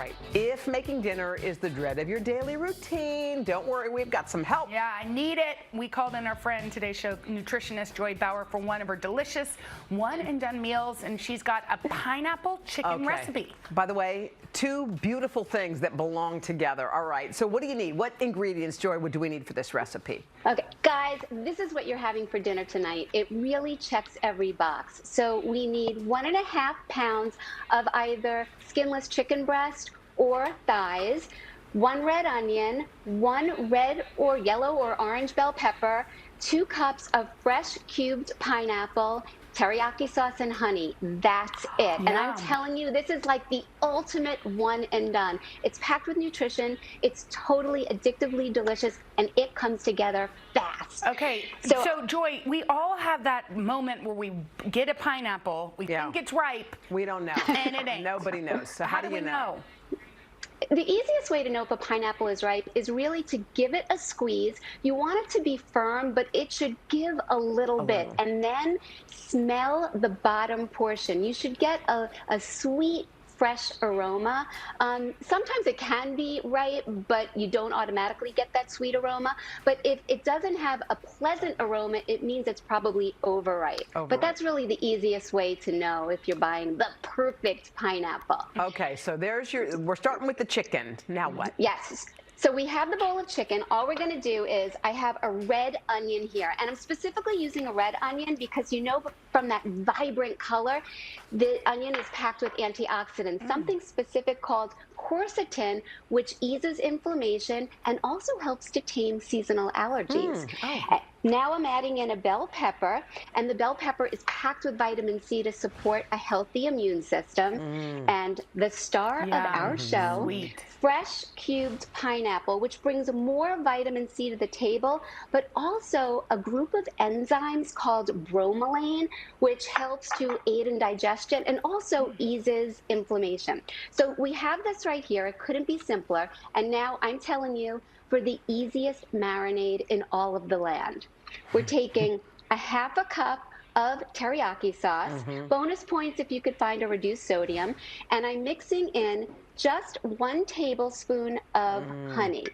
It's going to give it a perfect sweetness. I'm going to stir this up, and I'm just going to pour it right over our concoction over here. That's it. And you let it marinate for how, you know what, and I have to say, Joy, this is just Hoda's new thing. If you were Hoda making this, she would add a little ginger. Can you? Yum. So you can absolutely, you could add ginger, you could add garlic, but really the teriyaki sauce already has some of those things built in. So it's sort of like one-stop shopping, but hey, the more the merrier when it comes to added seasoning. And in terms of letting this marinate, here's the thing. If you have the time, you can let it sit for about 15 to 30 minutes, but you don't have to. Half the time I'm rushing and I don't have the time to let it sit. So then I take my baking sheet. I'm going to mist it with a little bit of oil spray. And you are just going to pour this on top. That's it? That's so easy. That's it. Guys, I mean, come I'm telling you. Anyone can do that. Right? You're so right. And Joy, so if you like your chicken cubed, can you just cut it beforehand? Yeah. You can use breasts, thighs, or breasts, and you could just chop it up into whatever size pieces you like. I'm using tenderloins here, but anything goes. And what I'm going to now do is I'm putting this, you're going to come with me over to my oven, and I'm going to pop this in. I set the oven at 420 for just 15 to 18 minutes. Okay, goodbye. So I'm putting this. There you are. 15 to 18 minutes. I may do this, Joy, and I never cook anything. Looks simple. Jenna, I would be so psyched. I have one done to see you do it, and you know you have to send me a picture. I'll send you a pic for sure. So this one is we can done. Make that pan is huge. And you know what, guys? It's She's also just little. it is packed with nutrition and it's light in calories, so you really could feel good about enjoying this. And now, truth be told, just like this, you can dive in and it's a perfect winner chicken dinner. But we're going to take it over the edge. Cauliflower with rice? this. No. What it's a thick, let me push this over, a thick, sweet teriyaki glaze, and it's a kitchen hack that I just discovered that I'm so excited to share.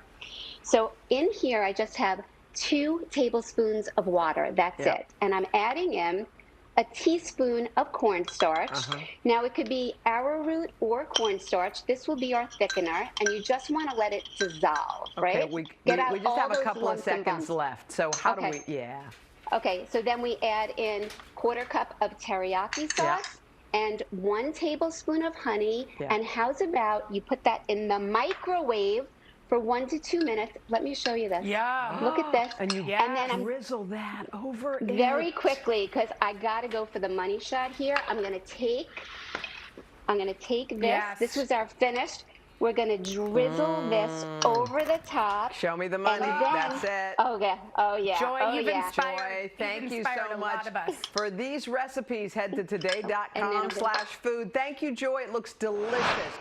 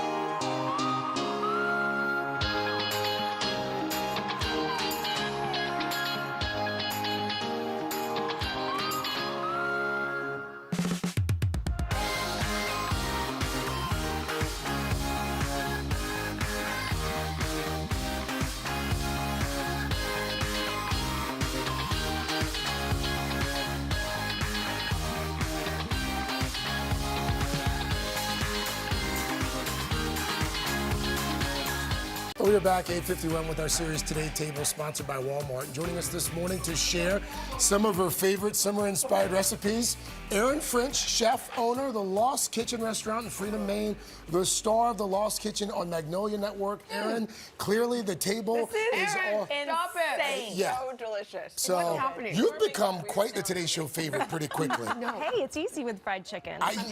Because here's the thing, the bar with fried chicken for a lot of folks is pretty high.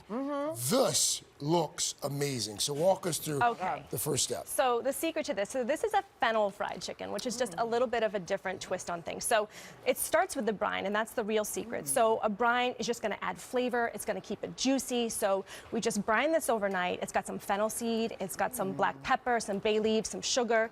And then we cook it in the brine just to sort of... cook it in the brine? You cook it in the brine. You let it sit overnight, and then you cook it. Okay. Just because you don't want to get that raw fried chicken when you're kind of moving along here. So it's already cooked, so you don't have to freak out.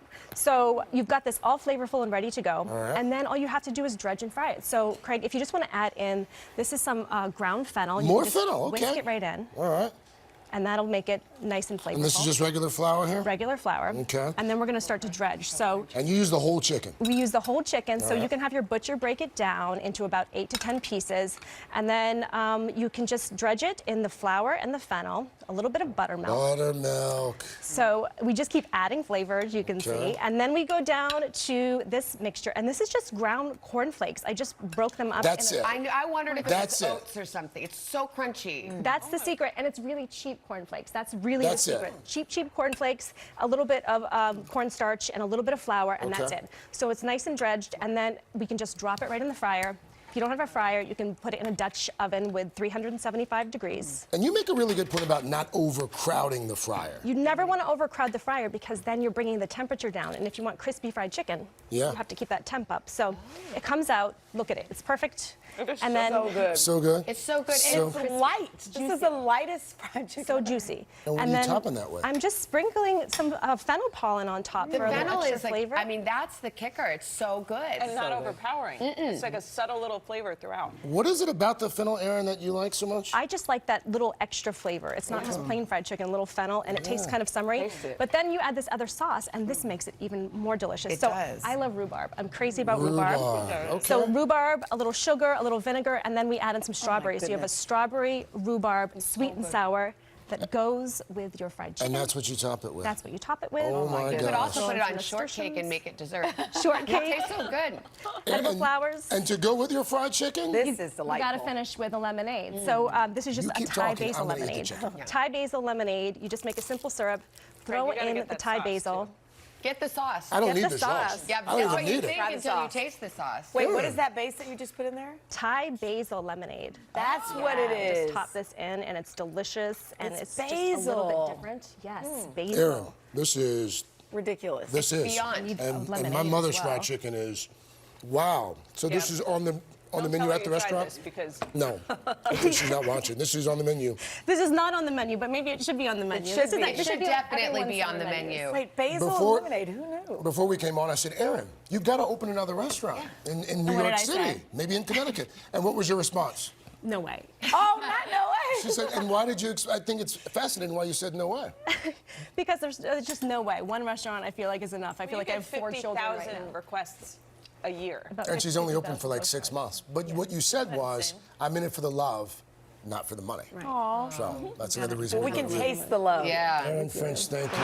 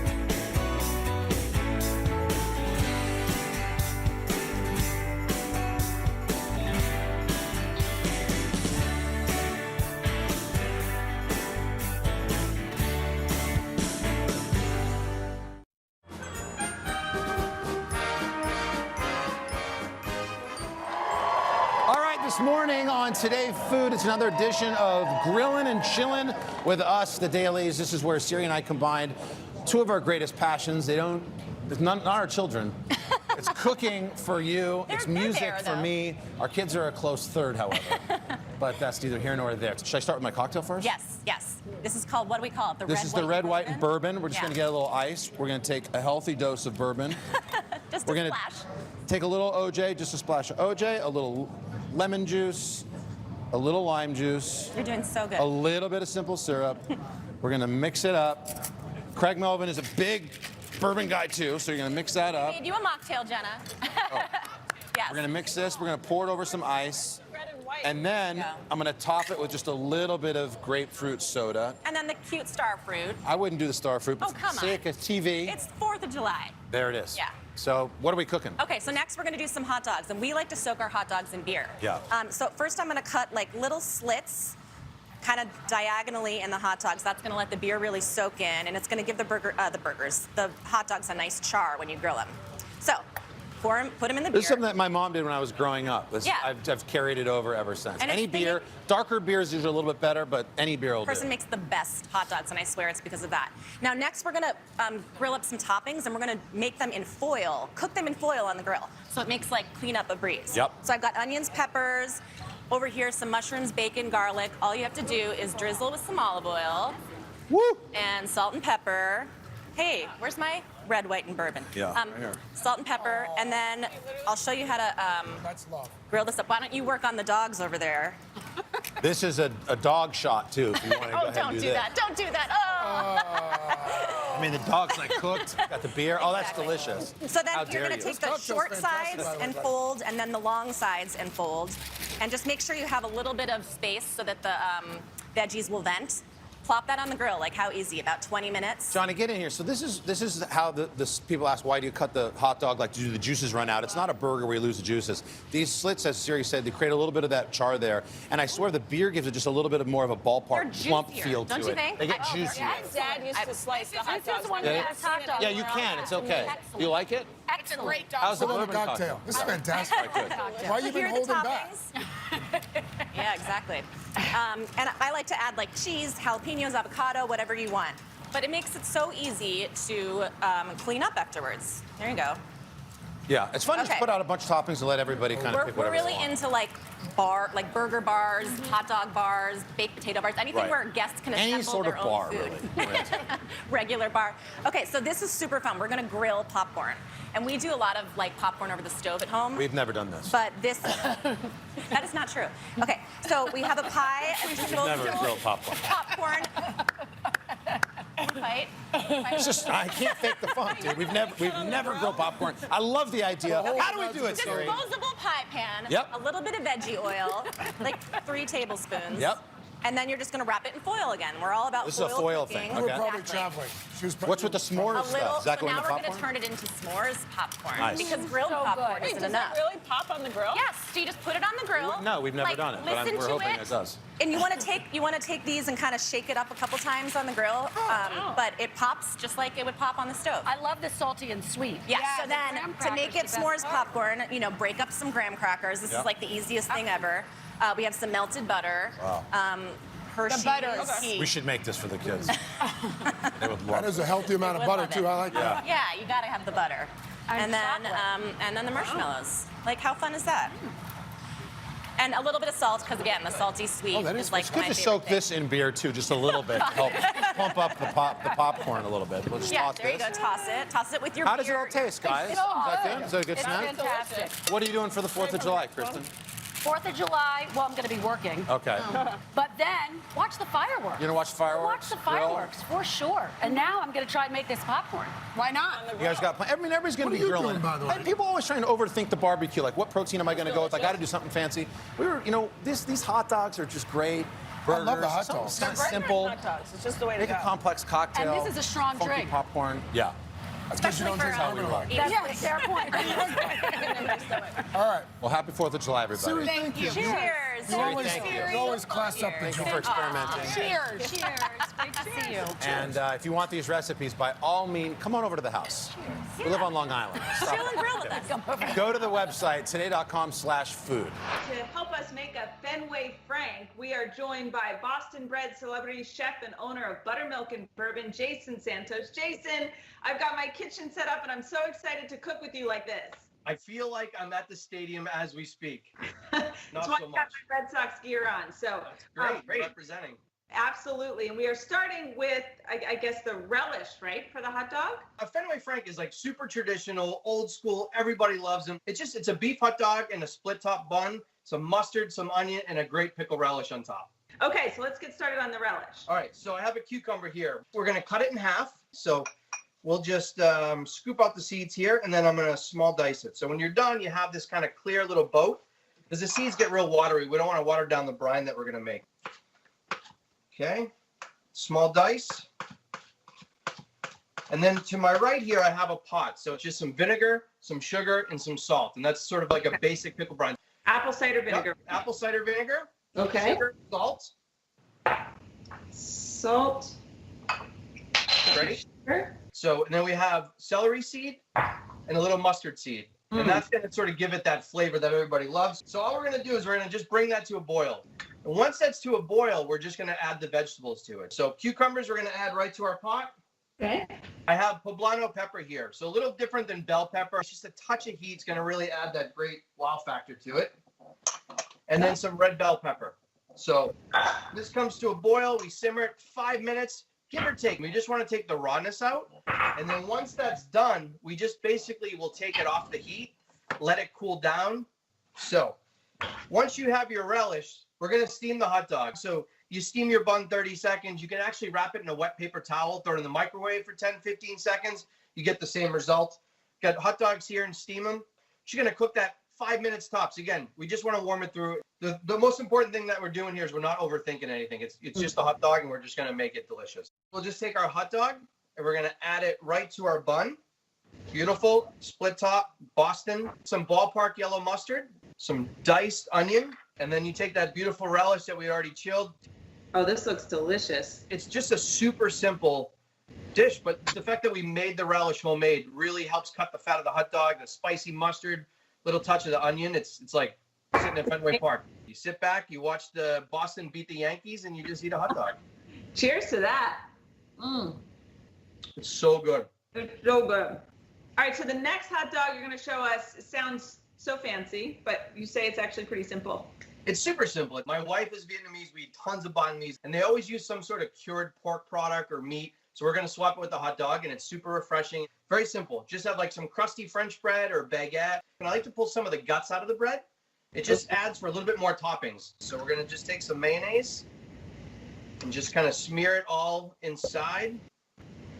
Okay. And then we're going to use some soy sauce and some Worcestershire. I'm just going to literally drizzle a little bit in. It kind of catches the mayonnaise.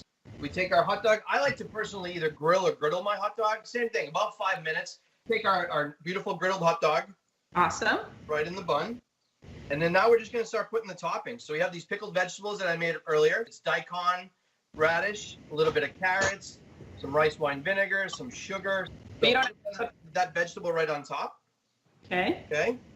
Then I have some sliced cucumber, and I like mine spicy. I like that kick. So I'm gonna do some fresh sliced jalapenos, and then lastly some whole sprigs of cilantro. It's gonna add some vibrancy, and then you have this amazing like hot dog banh mi with all these different flavors, really unique for summer. All right, I'm going in. This is not gonna look good on camera, but it tastes good. That heat, that cilantro, it's so good. I've never had a banh mi before. These are flavors I've never had together. It's amazing. Jason, thank you so much. This is delicious. You are welcome. Glad to cook with you this morning. I'm glad to cook with you too. And for this recipe and more, head to today.com/food.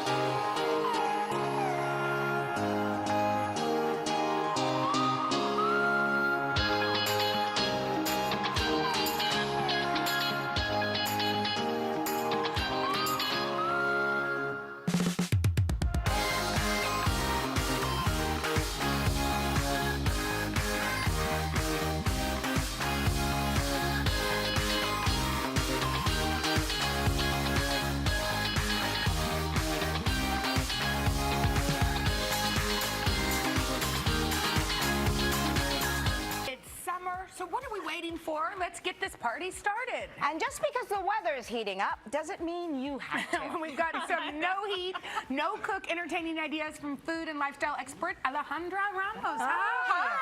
How are you? So excited.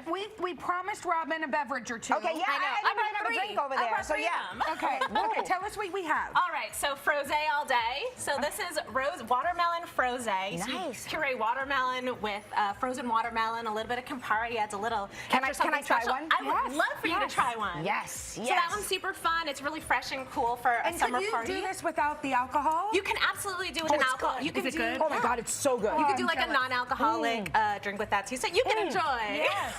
Then we we've got 2 versions of my mermaid limeade. This one has some coconut rum in it, a little blue curacao. It's very tropical, very fun. And then because I wanted you to be able to party too, there you go. We have our virgin mermaid limeade, and this one is made with coconut soda, which is like really like a coconut seltzer. Oh, wow. And then it's got limeade, so it's got all the same flavors and just a little bit friendly for everybody. The kids, everyone can enjoy. I love good. that. It's really good. Okay, so now we're moving on to all of these dishes do not need any heat. No oven, that possible?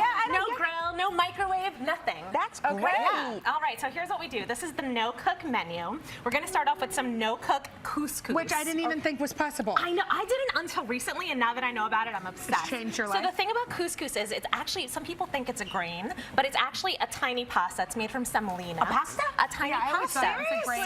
So what's in the box is already, it's cooked and dried. So all you have to do is rehydrate it. What we're doing here is we're doing a dressing. So you add the dressing. This has some lemon juice in it. It's got a little bit of olive oil. We add some fun flavors. I've got some lemon. I've got some garlic. Yeah, all those sorts are of great. good stuff. A lot of garlic. It smells good already. Yeah, It smells good, and then you can really have fun with all the other fixings. So over here we've got some chickpeas. This makes it a great, like a vegetarian entree. Yes. You want to help push all those Happy in. to. We've got all this onion, tomatoes, cilantro, some feta cheese. Actually, that's mint.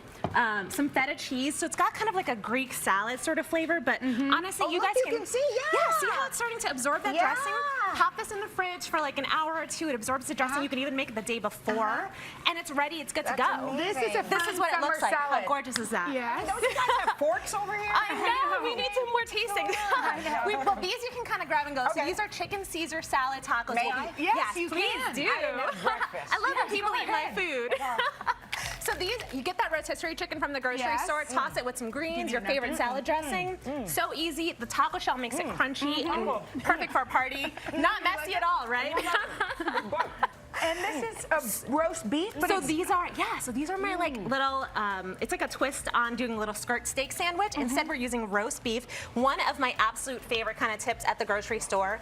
I mean, it's steak, right? It is roasted beef, but you don't have to cook it. I never eat roast beef. Get it at the deli counter and put a little chimichurri on top. That's a green herb sauce. So good. Okay. Amazing. Now this is great if you've got friends that are keto, low carb, they want something healthy. You take a cucumber. This is cute. So simple. You can use a melon baller, or you can just use like a teaspoon. You scoop out the center, and you make a little cup. There we go. Make a little cup with it. Yes. And then you can just put whatever you want inside. We did some guacamole, we did some hummus, salsa, anything you want. It's so fun, so easy, really cool. Let's move down to my section. This is for you. Yes. This is my favorite part too. So DIY ice cream sandwich bar. Oh my God, they're so cute. How fun is this? Kids would love this, right? Kids would go crazy for this. Instead of cookies, you could do watermelon with sorbet. You could do like Rice Krispie treats with some kind of delicious thing inside. Banana bread. Nice. I mean, just raid the pantry, raid the grocery store, put everything out, let everybody have fun with it. I'm gonna try these watermelons. Oh my God, please do. And then you can have fun toppings. So I love these like that little Christmas cereal. I know. I want all of this, right? I mean, I would love for you to just take this and try. Thank you. I'm going to take this for the road. All right, thank you so much, Alejandra, for these ideas and recipes. Head to today.com/food.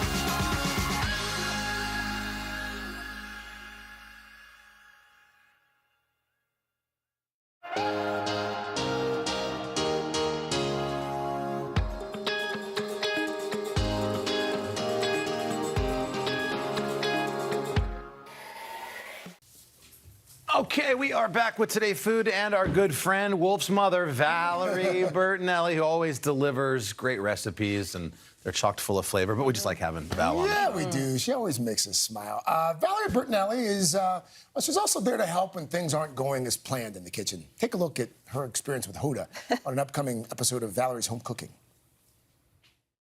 Okay, so now we're going to take our lemon. Okay, cut it in half. And then you just juice that right in. This is awesome. This would be great. Isn't it great? For our cocktails. Now you're going to do the same thing with your limes. Do the same thing. So what you want to do is when you put it in the juicer, take your cut side and put your cut side down where the holes are. Oh, dude. That's what you do. No wonder it went everywhere. Yeah, there you go. This is amazing. No wonder why it was oozing out everywhere. Have we ever seen Hoda cook? No. No, I was about to say, you just got Hoda to cook. Now we know why. Valerie, you're the perfect person. Cook. You're the perfect She's person. a great cook. How you been, Good by morning. the way? How you been? How's it going out there? Very well. I'm very well. I'm a big super rock fan now. I'm the mother of, you know. That's my favorite title. I love it. Wolfie's mom. So thank you, Carson. Yeah, so by the way, while we're on the topic of Wolf, is he going on tour soon, A? And my follow-up question, Val, is the tattoo. Is that new on his wrist? And what do you think of it? Yes, he just got the tattoo a few days ago. And I'm very excited for him. He's so proud of it. He loves it. A lot of his band members got the same tattoo because they're all staying at his house right now. They're all rehearsing. They're going to be going on the road in 3 weeks. Ooh. And of course, I'm going to be at the first show. That's going to be Yay. great. Front row. There you go, handing out pasta salad to It's everyone. the band's emblem, like their logo on his wrist. Yeah. Oh, that's so cool. All right, let's talk about this pasta salad. You got it. So it's a really easy summer pasta salad. During the last break, I put the broccoli in with the pasta water just so that it would just come to a nice little beautiful color. See how nice and bright green it gets? Yeah, so now we're going to take this out and put it into a big bowl over here. Oh. And you're just going to put it together, and it's so great because it's got no mayo. It's got ginger. I'm going to make the dressing right now. So it's got miso. Okay. A little bit of ginger goes in. And then we've got some soy sauce. And some lime juice. And a little rice wine vinegar. Wow. Over here. Some canola oil. And for a nice, bright, strong taste, a little bit of sesame oil. And then some sesame seeds. That's going to help break up the miso and the ginger. And then you just give that a quick, big shaky shake, like you're making a cocktail. Probably gives it a different flavor profile, too, you know, when you think of a typical pasta salad. I like the approach. Yeah, it does. It's nice. It's fresh. It's refreshing. It's a little bit different. I'm just going to add some veggies in here. So it's a really veggie-heavy pasta salad, which I also like because then I feel like I'm behaving a little bit, or at least getting more vitamins than I normally would. There are never enough veggies at a barbecue. Hot, no, right? And while the pasta is nice and hot, you're going to get that dressing right on, and that is going to help it melt into everything. And there you go. Valerie, what kind of pasta did you use there? What kind of pasta is that? This is cavatappi, which I really love because it's got little grooves on the outside, and it's also got it's little tubes. So all of that flavor from the dressing is going to really cover the whole thing. It's really delicious. I wish I was in studio with you so you could try it. It's one of my favorites. You serve that warm? Yes, you can serve it warm, you can serve it cold, you can serve it room temperature. I'm also going to give a little bit more to the sesame seeds. I like a little crunch in there. And then you can really just top it with some chives for some color. So without mayonnaise or anything in there, I mean, this is a salad that could really just sort of sit out the whole day, huh? Yeah, it travels really well if you're going to somebody's cookout. It's just a nice little break from all the ribs and the burgers and the hot dogs that, I don't know about you guys, but we loaded up on that over the weekend. Tell me chili and all that stuff. Yeah. Before you leave us this morning, I know you have something else to share. You're coming out with a book. Can you tell us about it? I am. I'm so nervous about it, though. I mean, it's a very, very personal book. It's about, oh, boy. It all started on your show almost 2 years ago. My journey has taken me from, I just don't want to beat myself up anymore. Yeah. And I know so many women my age, younger, older, that we're so busy beating ourselves up that we just don't find the the love and the wonder and the grace that are really within us. So I wrote about the past 2 years, grief, happiness, joy, finding joy, and I hope it touches some people's lives. It was a really challenging write for me, but it was cathartic. Well, There's also a lot of recipes in there because it's for me. It will definitely touch people's lives for sure. Enough already. That's yeah, enough already with beating ourselves up, right? Yeah, that's a perfect title for that. Cheers to we love that. you. Thanks for pasta salad.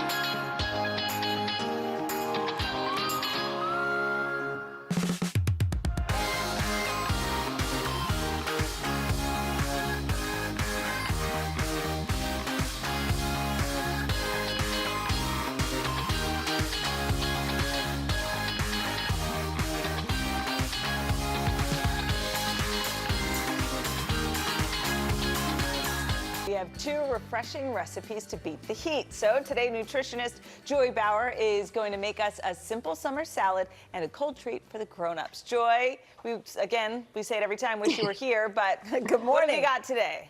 Hey guys, so we're starting with a quinoa summer salad, and it has all of those fancy pants elements that we love in a restaurant grade salad, but it's crazy easy.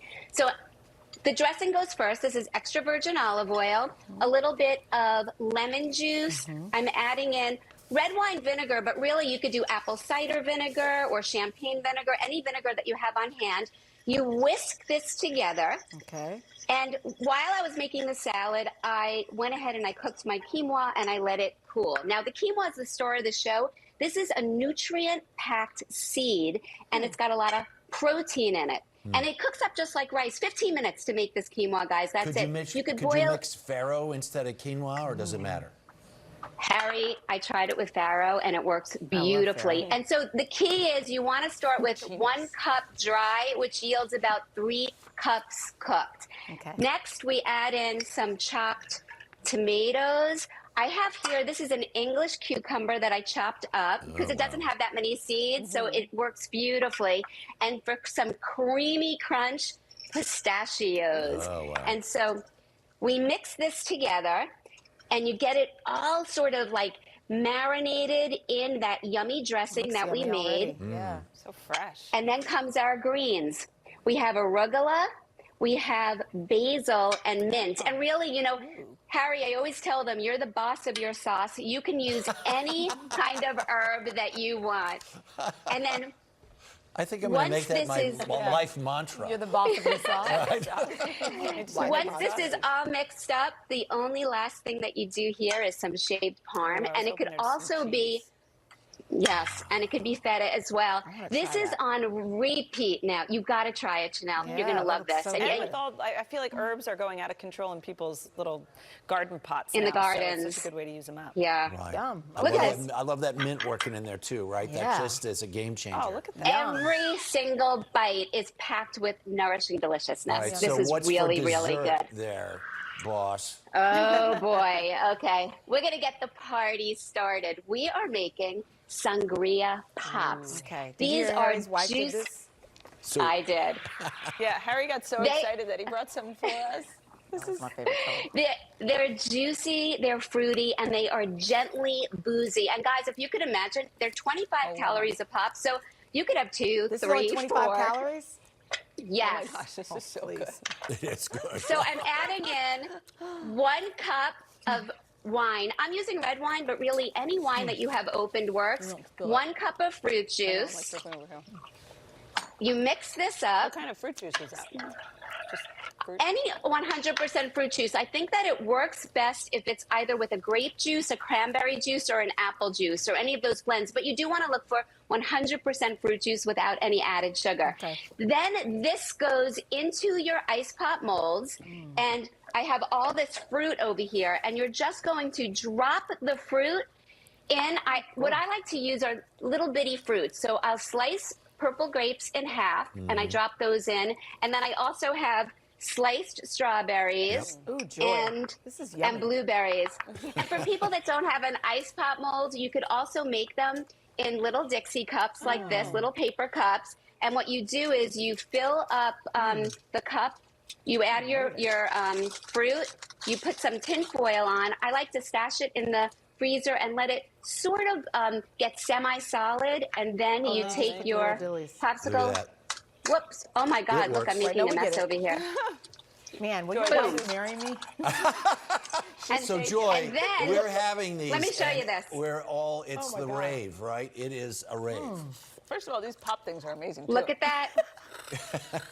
Look, awesome. Cheers, Look at that. There you go. We've got them here. Cheers, guys. Amazing. This is yummy. It's really good. Summer treat. Andrea says the only thing, maybe a little tequila to go with. Ooh, yes, Andrea. Hey, that works. That works. All right, thank you, Joy.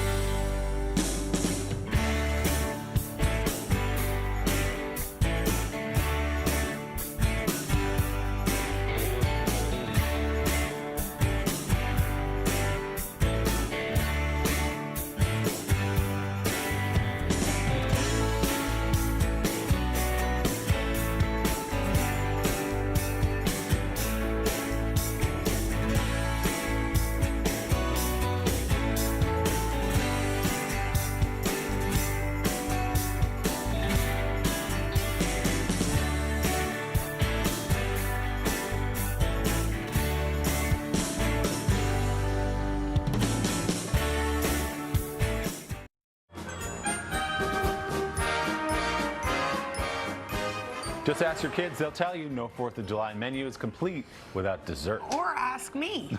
Today we've got some delicious red, white, and blue ideas and a pop of patriotism for your Hollywood table from Parents Magazine contributor Anna Helm-Baxter. Hi. Hi, thanks for having me. How are you? I'm good, thanks. So I think every holiday should start with a good drink. Yes. We're going to start with 2 refreshing drinks that are both twists on an Arnold Palmer, which is typically half iced tea and half lemonade. The first one is a slushie. So we've added an extra twist, which is with orange juice. It really rounds everything out. So you're going to freeze ice cubes. Okay. This is non-alcoholic. No alcohol in there. Okay.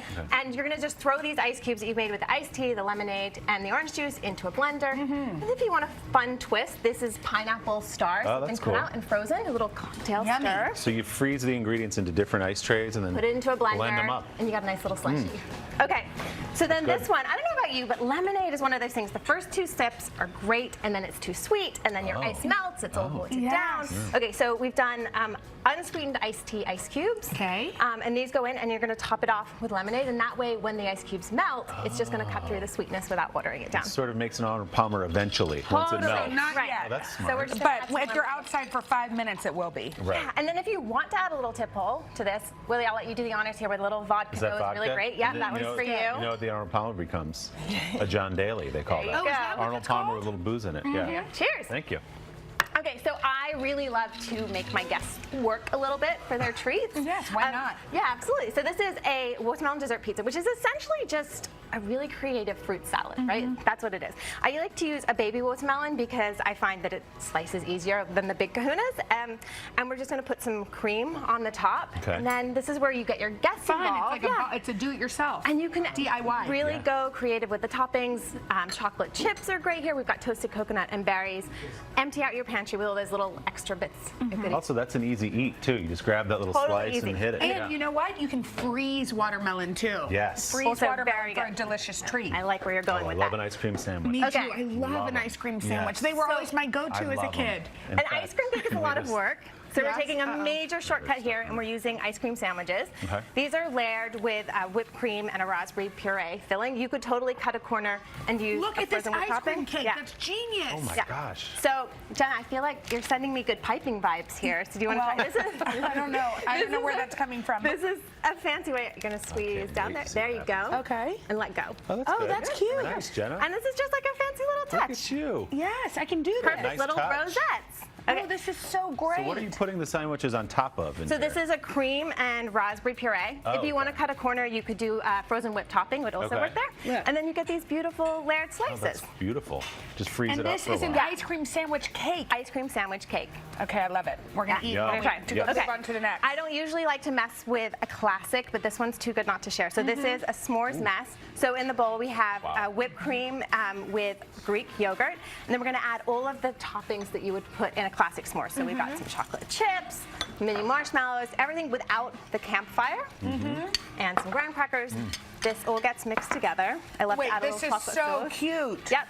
Fill it into waffle cones, and then again, make your guests add all the extra little Drizzle the toppings hot on fudge top. over the top? Absolutely. Oh, that's so This smart. is really great. And Cool. finally, we'll just Oh, end yum. with these really cute party favors. These are just stars cut out of Rice Krispie treats.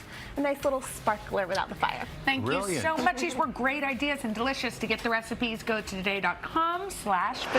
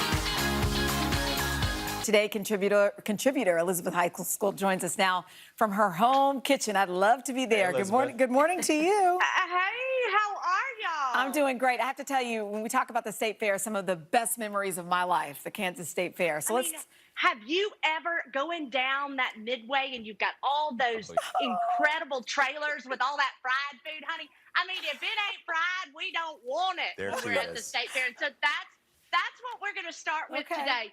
These are fried apple pie corn dogs. They could not be simpler. All you do, you literally take an apple pie that's frozen, pre-made. All you have to do is go pick that up, get all of the outside crust off of it. You don't want that.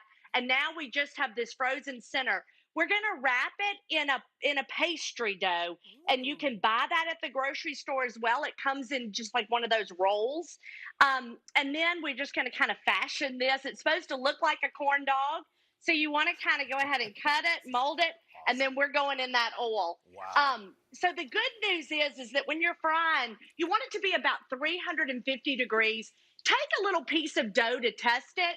Put it in. If it starts to bubble and sizzle, you know it's true. It's right where it needs to be. Wow. All right. So here's one that I did a little bit earlier. So now we've got the filling in there. It's been fried. We're going to take one of these skewers, which I've hidden from myself.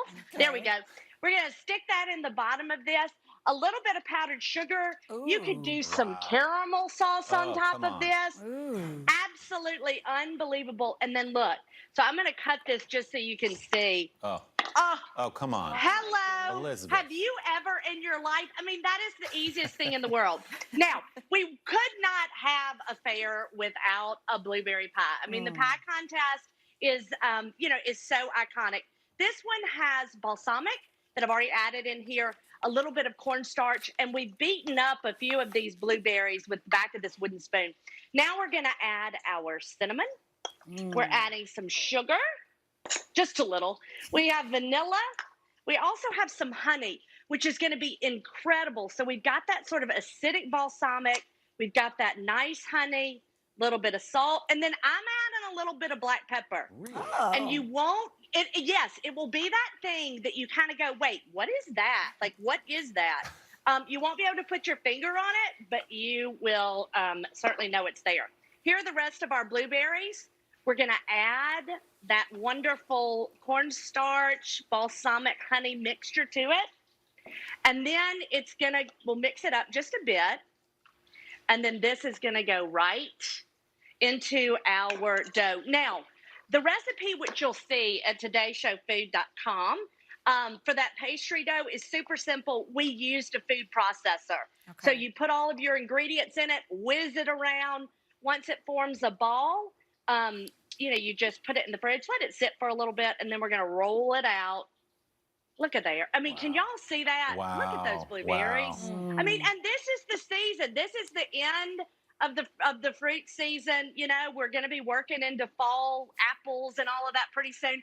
So let's go ahead and, really get into it with our berries. Oh, my goodness. Because they won't be here long. Elizabeth, what does your house smell like right now?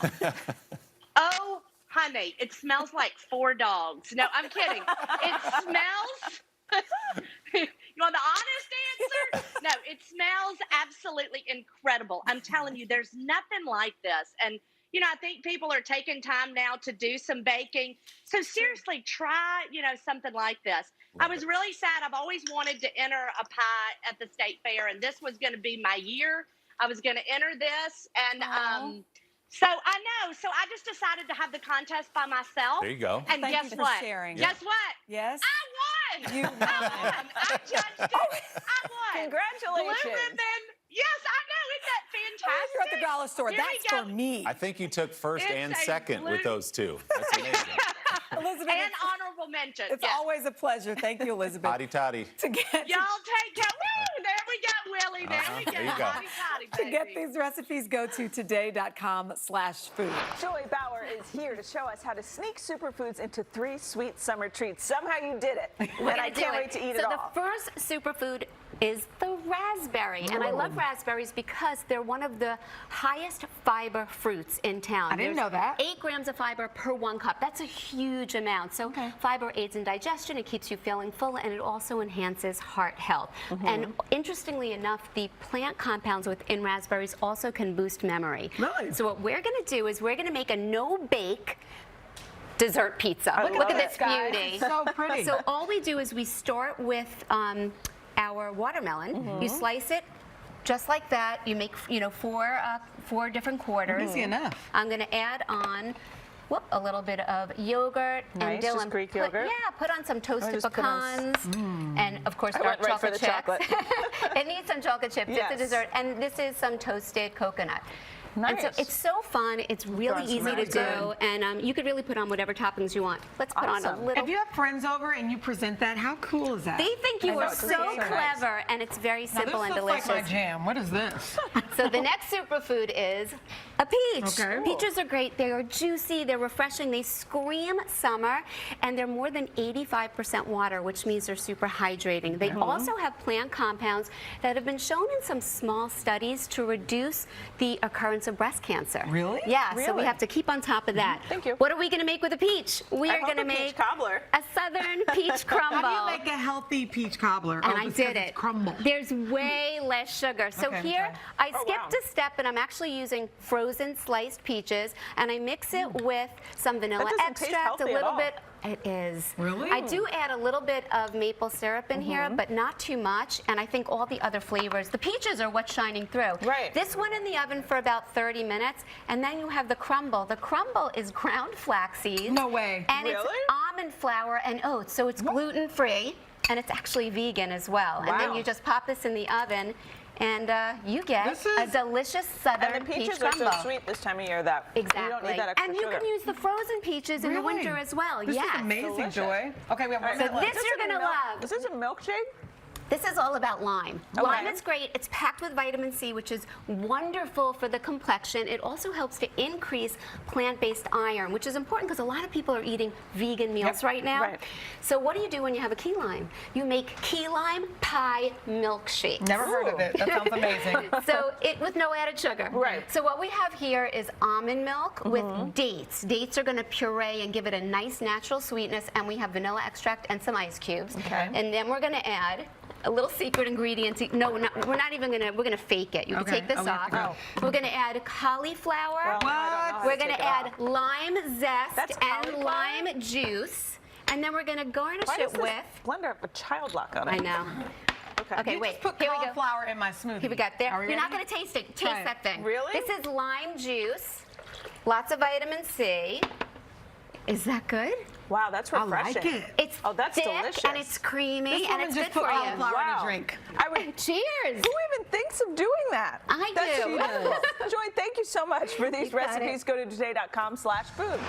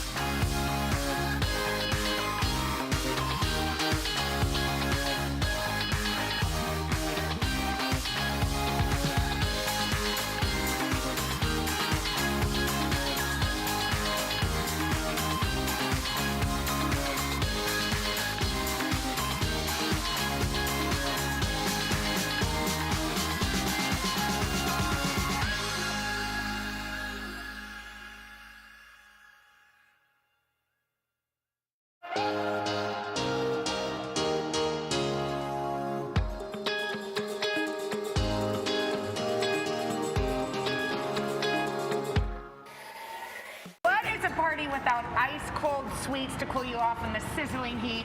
So if throwing a backyard party has been on your bucket list this summer, we've got the ultimate summer dessert. Oh, we sure do. And here with the lesson on making her famous ice cream sandos and a couple of other sweet treats is Kristen Tomlin, CEO and founder of Cookie Dough Confections. Welcome, girl. Hi, Kristen. How are you? Okay, these ice cream sandwiches are going to make you forget about every ice cream sandwich you've ever had. Okay, wait, first of all, let's start with the cookie dough. Cookie dough. We can't eat raw cookie dough, but you've created a raw cookie dough that we can. Yes, this is totally It's safe genius. to eat. So we're swapping out the egg in this recipe, and then we're actually using heat-treated flour. Heat-treated? Heat-treated flour because it's going to kill any potentially harmful So bacteria. how do you heat treat? What do you do? How do you buy it heat treated? So we sell it heat treated, ready to go. Nice. You can also learn how to heat treat it in my cookbook. 165 degrees is what you want to do it. So you can do it in the microwave or the oven. Make it easy for yourself. Cookie dough first, always #1, and then you're going to add some mini chocolate chips. Okay. Yes, which is also my nickname. I love that. Is that true? No. She just threw that in there. Okay, so then then we spread this baby out. Exactly. You're going to make it as flat as possible. The key to making sure that you're going to get it out of your pan easily is lining your pan with parchment paper. Dividing this dough into 2 equal portions, one for the top, one for the bottom, and then stick these in the freezer, get them nice and hard before we add on some ice cream. I mean, we know that this has been sitting out there a little bit because it's melted, but how before do you take this out? So I would say 15 to 20 minutes. Get it out. You actually want it kind of soft like this because you want it to be able to be spreadable and make an even layer. So it's going to be, it's okay that it's melty. And you can use whatever your favorite flavor is. So we've got vanilla today. My favorite, of course, is cookie dough ice cream. But you could use cookie chocolate. dough on cookie dough. That's brave. Yes, you're going to spread this out. Use the entire pint. Here, I'll help you. Yeah, you can get to work here. And can you put toppings, like other toppings besides or does it have to be all in the cookie dough? No, I mean, you can do whatever you want. This is your dessert, your ice cream sandwich, your party. Get in there. Is there rum in this or bourbon? You can put some. Okay. We might. Yeah. Okay. After you have all of these layers ready to go, you're going to put this layer on top. You're such a good cook. Oh, thank you. Thank you. Wait, you put this on top, so how do you do that? So you're going to just take it out. Oh, look at her. See, because of the parchment paper. Yeah. Let her do it. Because of the parchment paper, you're just going to go right on top. Oh, okay, right on top here? Yeah, I'm show you got exactly. it. I'm going to show you got it. I got this. This I got is the hard this. part, You got too. it. Yes! Oh, that's easy. See? It's easy. And then what do you do? Pop that back Pop in? that back in the freezer. Okay, cool. For a couple hours, and then we're ready to go. You're going to just cut them. Just like this, however big or But this small. could also be a beautiful birthday cake. I agree. Absolutely. You don't have to cut them at all. You could just throw some candles on here. You've got your ice cream sandwich. Oh, yum. You can add some toppings if you want. Look at how. Thank you. I'm going to taste it. Okay, let's move down to these really cool, like, charcuterie boards without the charcuterie. So this is a dessert treat board. If you're having a party, you have to serve all sorts of fun treats, cookies, cookie dough popsicles, or ice cream sandwiches. You can add some toppings to it. You can have a lot of fun. That's so These smart. little balls are adorable. Cookie dough truffles. And what happens when it starts to melt? Well, then you just have to eat it. You have to call everybody over and say, time to eat. Awesome. Thank you so much for these cookie dough recipes and for all of the treats. Go to today.com/food. Our friend Maureen Petrowski is mixing up some summer sips straight off the pages of her new book, Zero Proof. Drinks and more. Maureen, first of all, it's hot as can be. Yes. So we need a cool drink. We need weekend. Yeah, we need a cool drink. So we're talking about mocktails, but you can make them as you like, right? Exactly. You can have a zero-proof drink or you can have a full-proof, however you like it. But like Jenna said, not everybody wants a booze-laden drink or a hangover the next day. We've got a nice long weekend, and alcohol-free drinks have never been as delicious or as much fun as we're going to show you today. Awesome. Well, let's start off with, you're going to show us something you call the Gunner. Is that right? Yes, it's called the Gunner cocktail. This is really popular in Hong Kong. It's an expat drink. It's really simple. It's just a few ingredients. We've got here some ginger ale, some ginger beer, some bitters, and some lime juice. Now, I'm using a sweetened lime juice. First, I'm going to put my bitters right in the glass. Wait, you know this what? This is easy. Guess We're what? going to build it right in the glass. We're making it with you too. Is this real ice? Yeah. Oh. Okay, right, how much ice do you put in? So I like to fill the glass with ice. Fill it You're going up to build to the this right top. in the glass, and then you're going to just pour in your ingredients. So first, I put my bitters in. Bitters? Do you have your bitters? Hold on. Yes, a ma'am. couple How much do you dashes. use? Bitters, the whole thing? A couple dashes. No. A couple of what? Dashes? A couple of dashes. A dash. Yes. Okay. Bitters. One, Make it. 2, 3. And then the next thing I'm going to add is the lime juice. So Lime juice. you can use fresh lime juice. And again, this is also just a dash. Just a dash. So a little bit Don't dump goes it. a long way.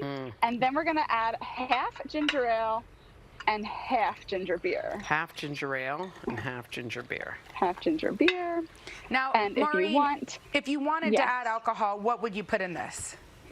so beer? this is, it's got that nice ginger, not beer, no. So ginger beer is actually non-alcoholic. But if you wanted to add alcohol, this goes great with bourbon, a nice sweet bourbon. Oh, bourbon. Just think about that. Okay, Ginger then you and bourbon mix is a it. great cocktail. Our and friend, you mix it up and you here give it a said taste. beer because I think it's kind of like a shanty. Is that right, Rope?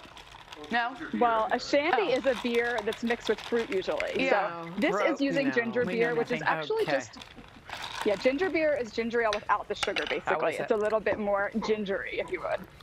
Wow, What do I you might think? have overdone the lime. Taste mine. Mine went wrong. Taste mine. Taste mine. Something was Taste wrong. Okay.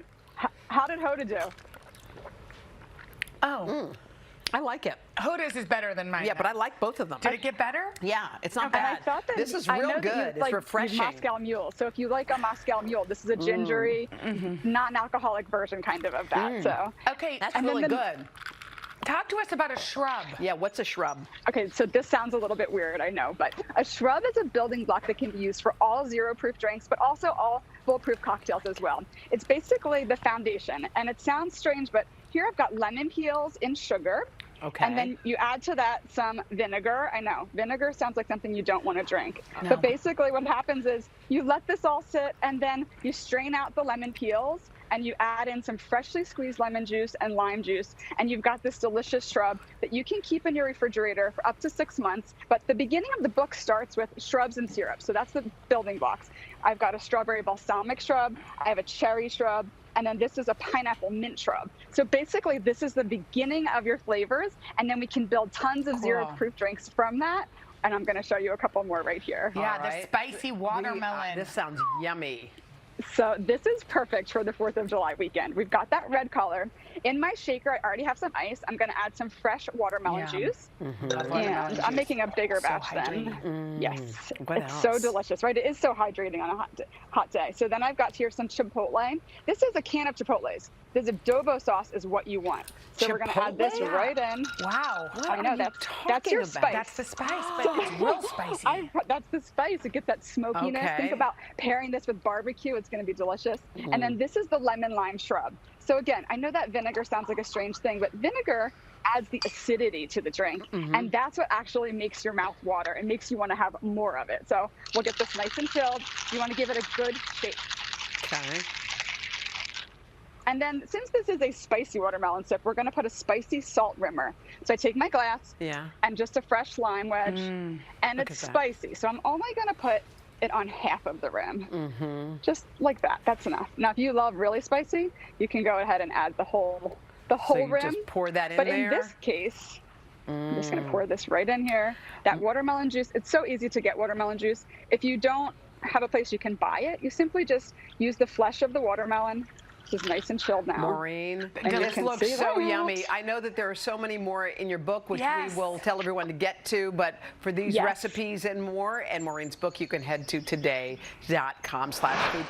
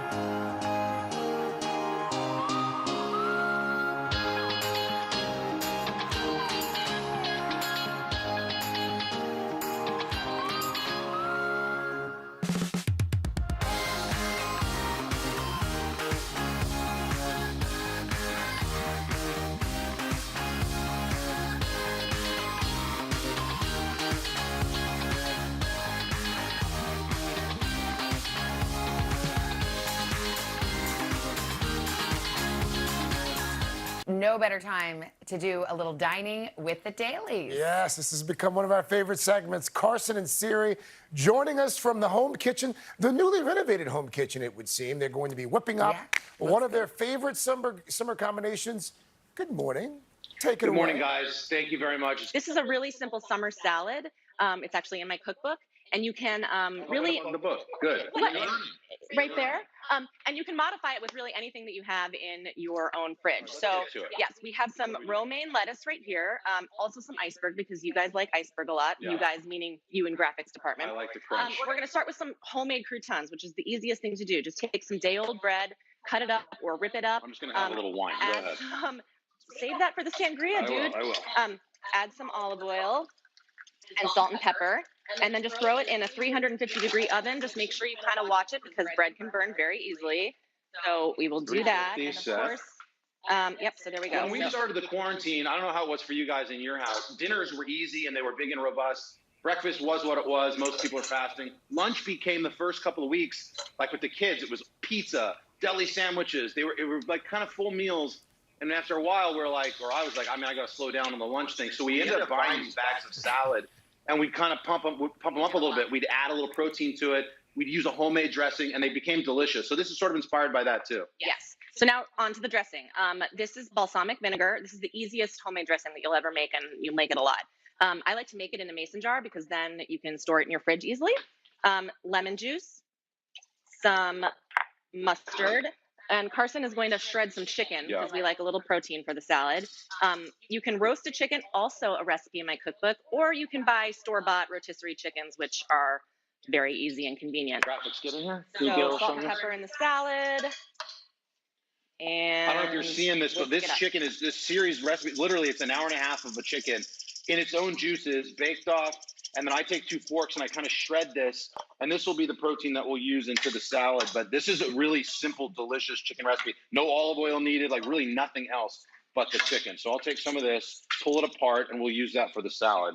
Yes. For the sake of time, I will just do a little bit. I throw some Okay, this olive oil is coming out like a tiny little drizzle. So imagine I put a half cup of olive oil in there.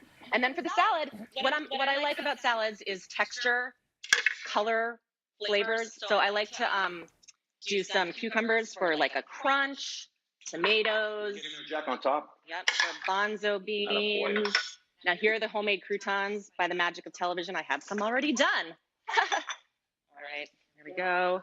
I like to add queso fresco, but feta, goat cheese, anything would be Enough great. of the salad. Let's get into, this is a white peach sangria. Sangria, like a margarita, very powerful, or pina colada. This is the type of drink that is transformative. It'll take you out of the misery of your own life and put you right into a happy place. So we're going to do that. We're going to take an entire bottle of Pinot Right, Grigio. but first add some fruit. Okay, well, it doesn't matter what order you do it in. Okay, we just don't want the fruit to get like... Okay, we got some grapes. Green grapes, cantaloupe, which you can make into little melon balls if you have time, but I didn't have And then time. beautiful white peaches. These are lovely, aren't they? And then, yes, a whole bottle of either Pinot Grigio or right, let's do Moscato. 30 seconds. Okay, and then you're going to add lemon juice, peach nectar, and brandy. And then I also use a little carbonated soda. This is what flavor is this? Grapefruit. Grapefruit. Any of the fruits. Yeah, if you can find peach, great, but if not... Brandy. All right, we're going to stir this up, guys. Then you got it. I mean, it's a very simple salad using whatever you have in the house. A little sangria. Look at that. Graphics, you got that? Not lovely in there, buddy? You're not allowed to drink that graphic, sorry. Yeah, no, it's not for you. All right, I'll pour these off, guys. Ooh, I'll have this one that has the little wine awesome. topper. Carson, Siri, thank you. Jack Daly, thank you as well. I love to see Jack's Battlefield promotion as well, from graphics to camera operation. What can't Jack Daly do?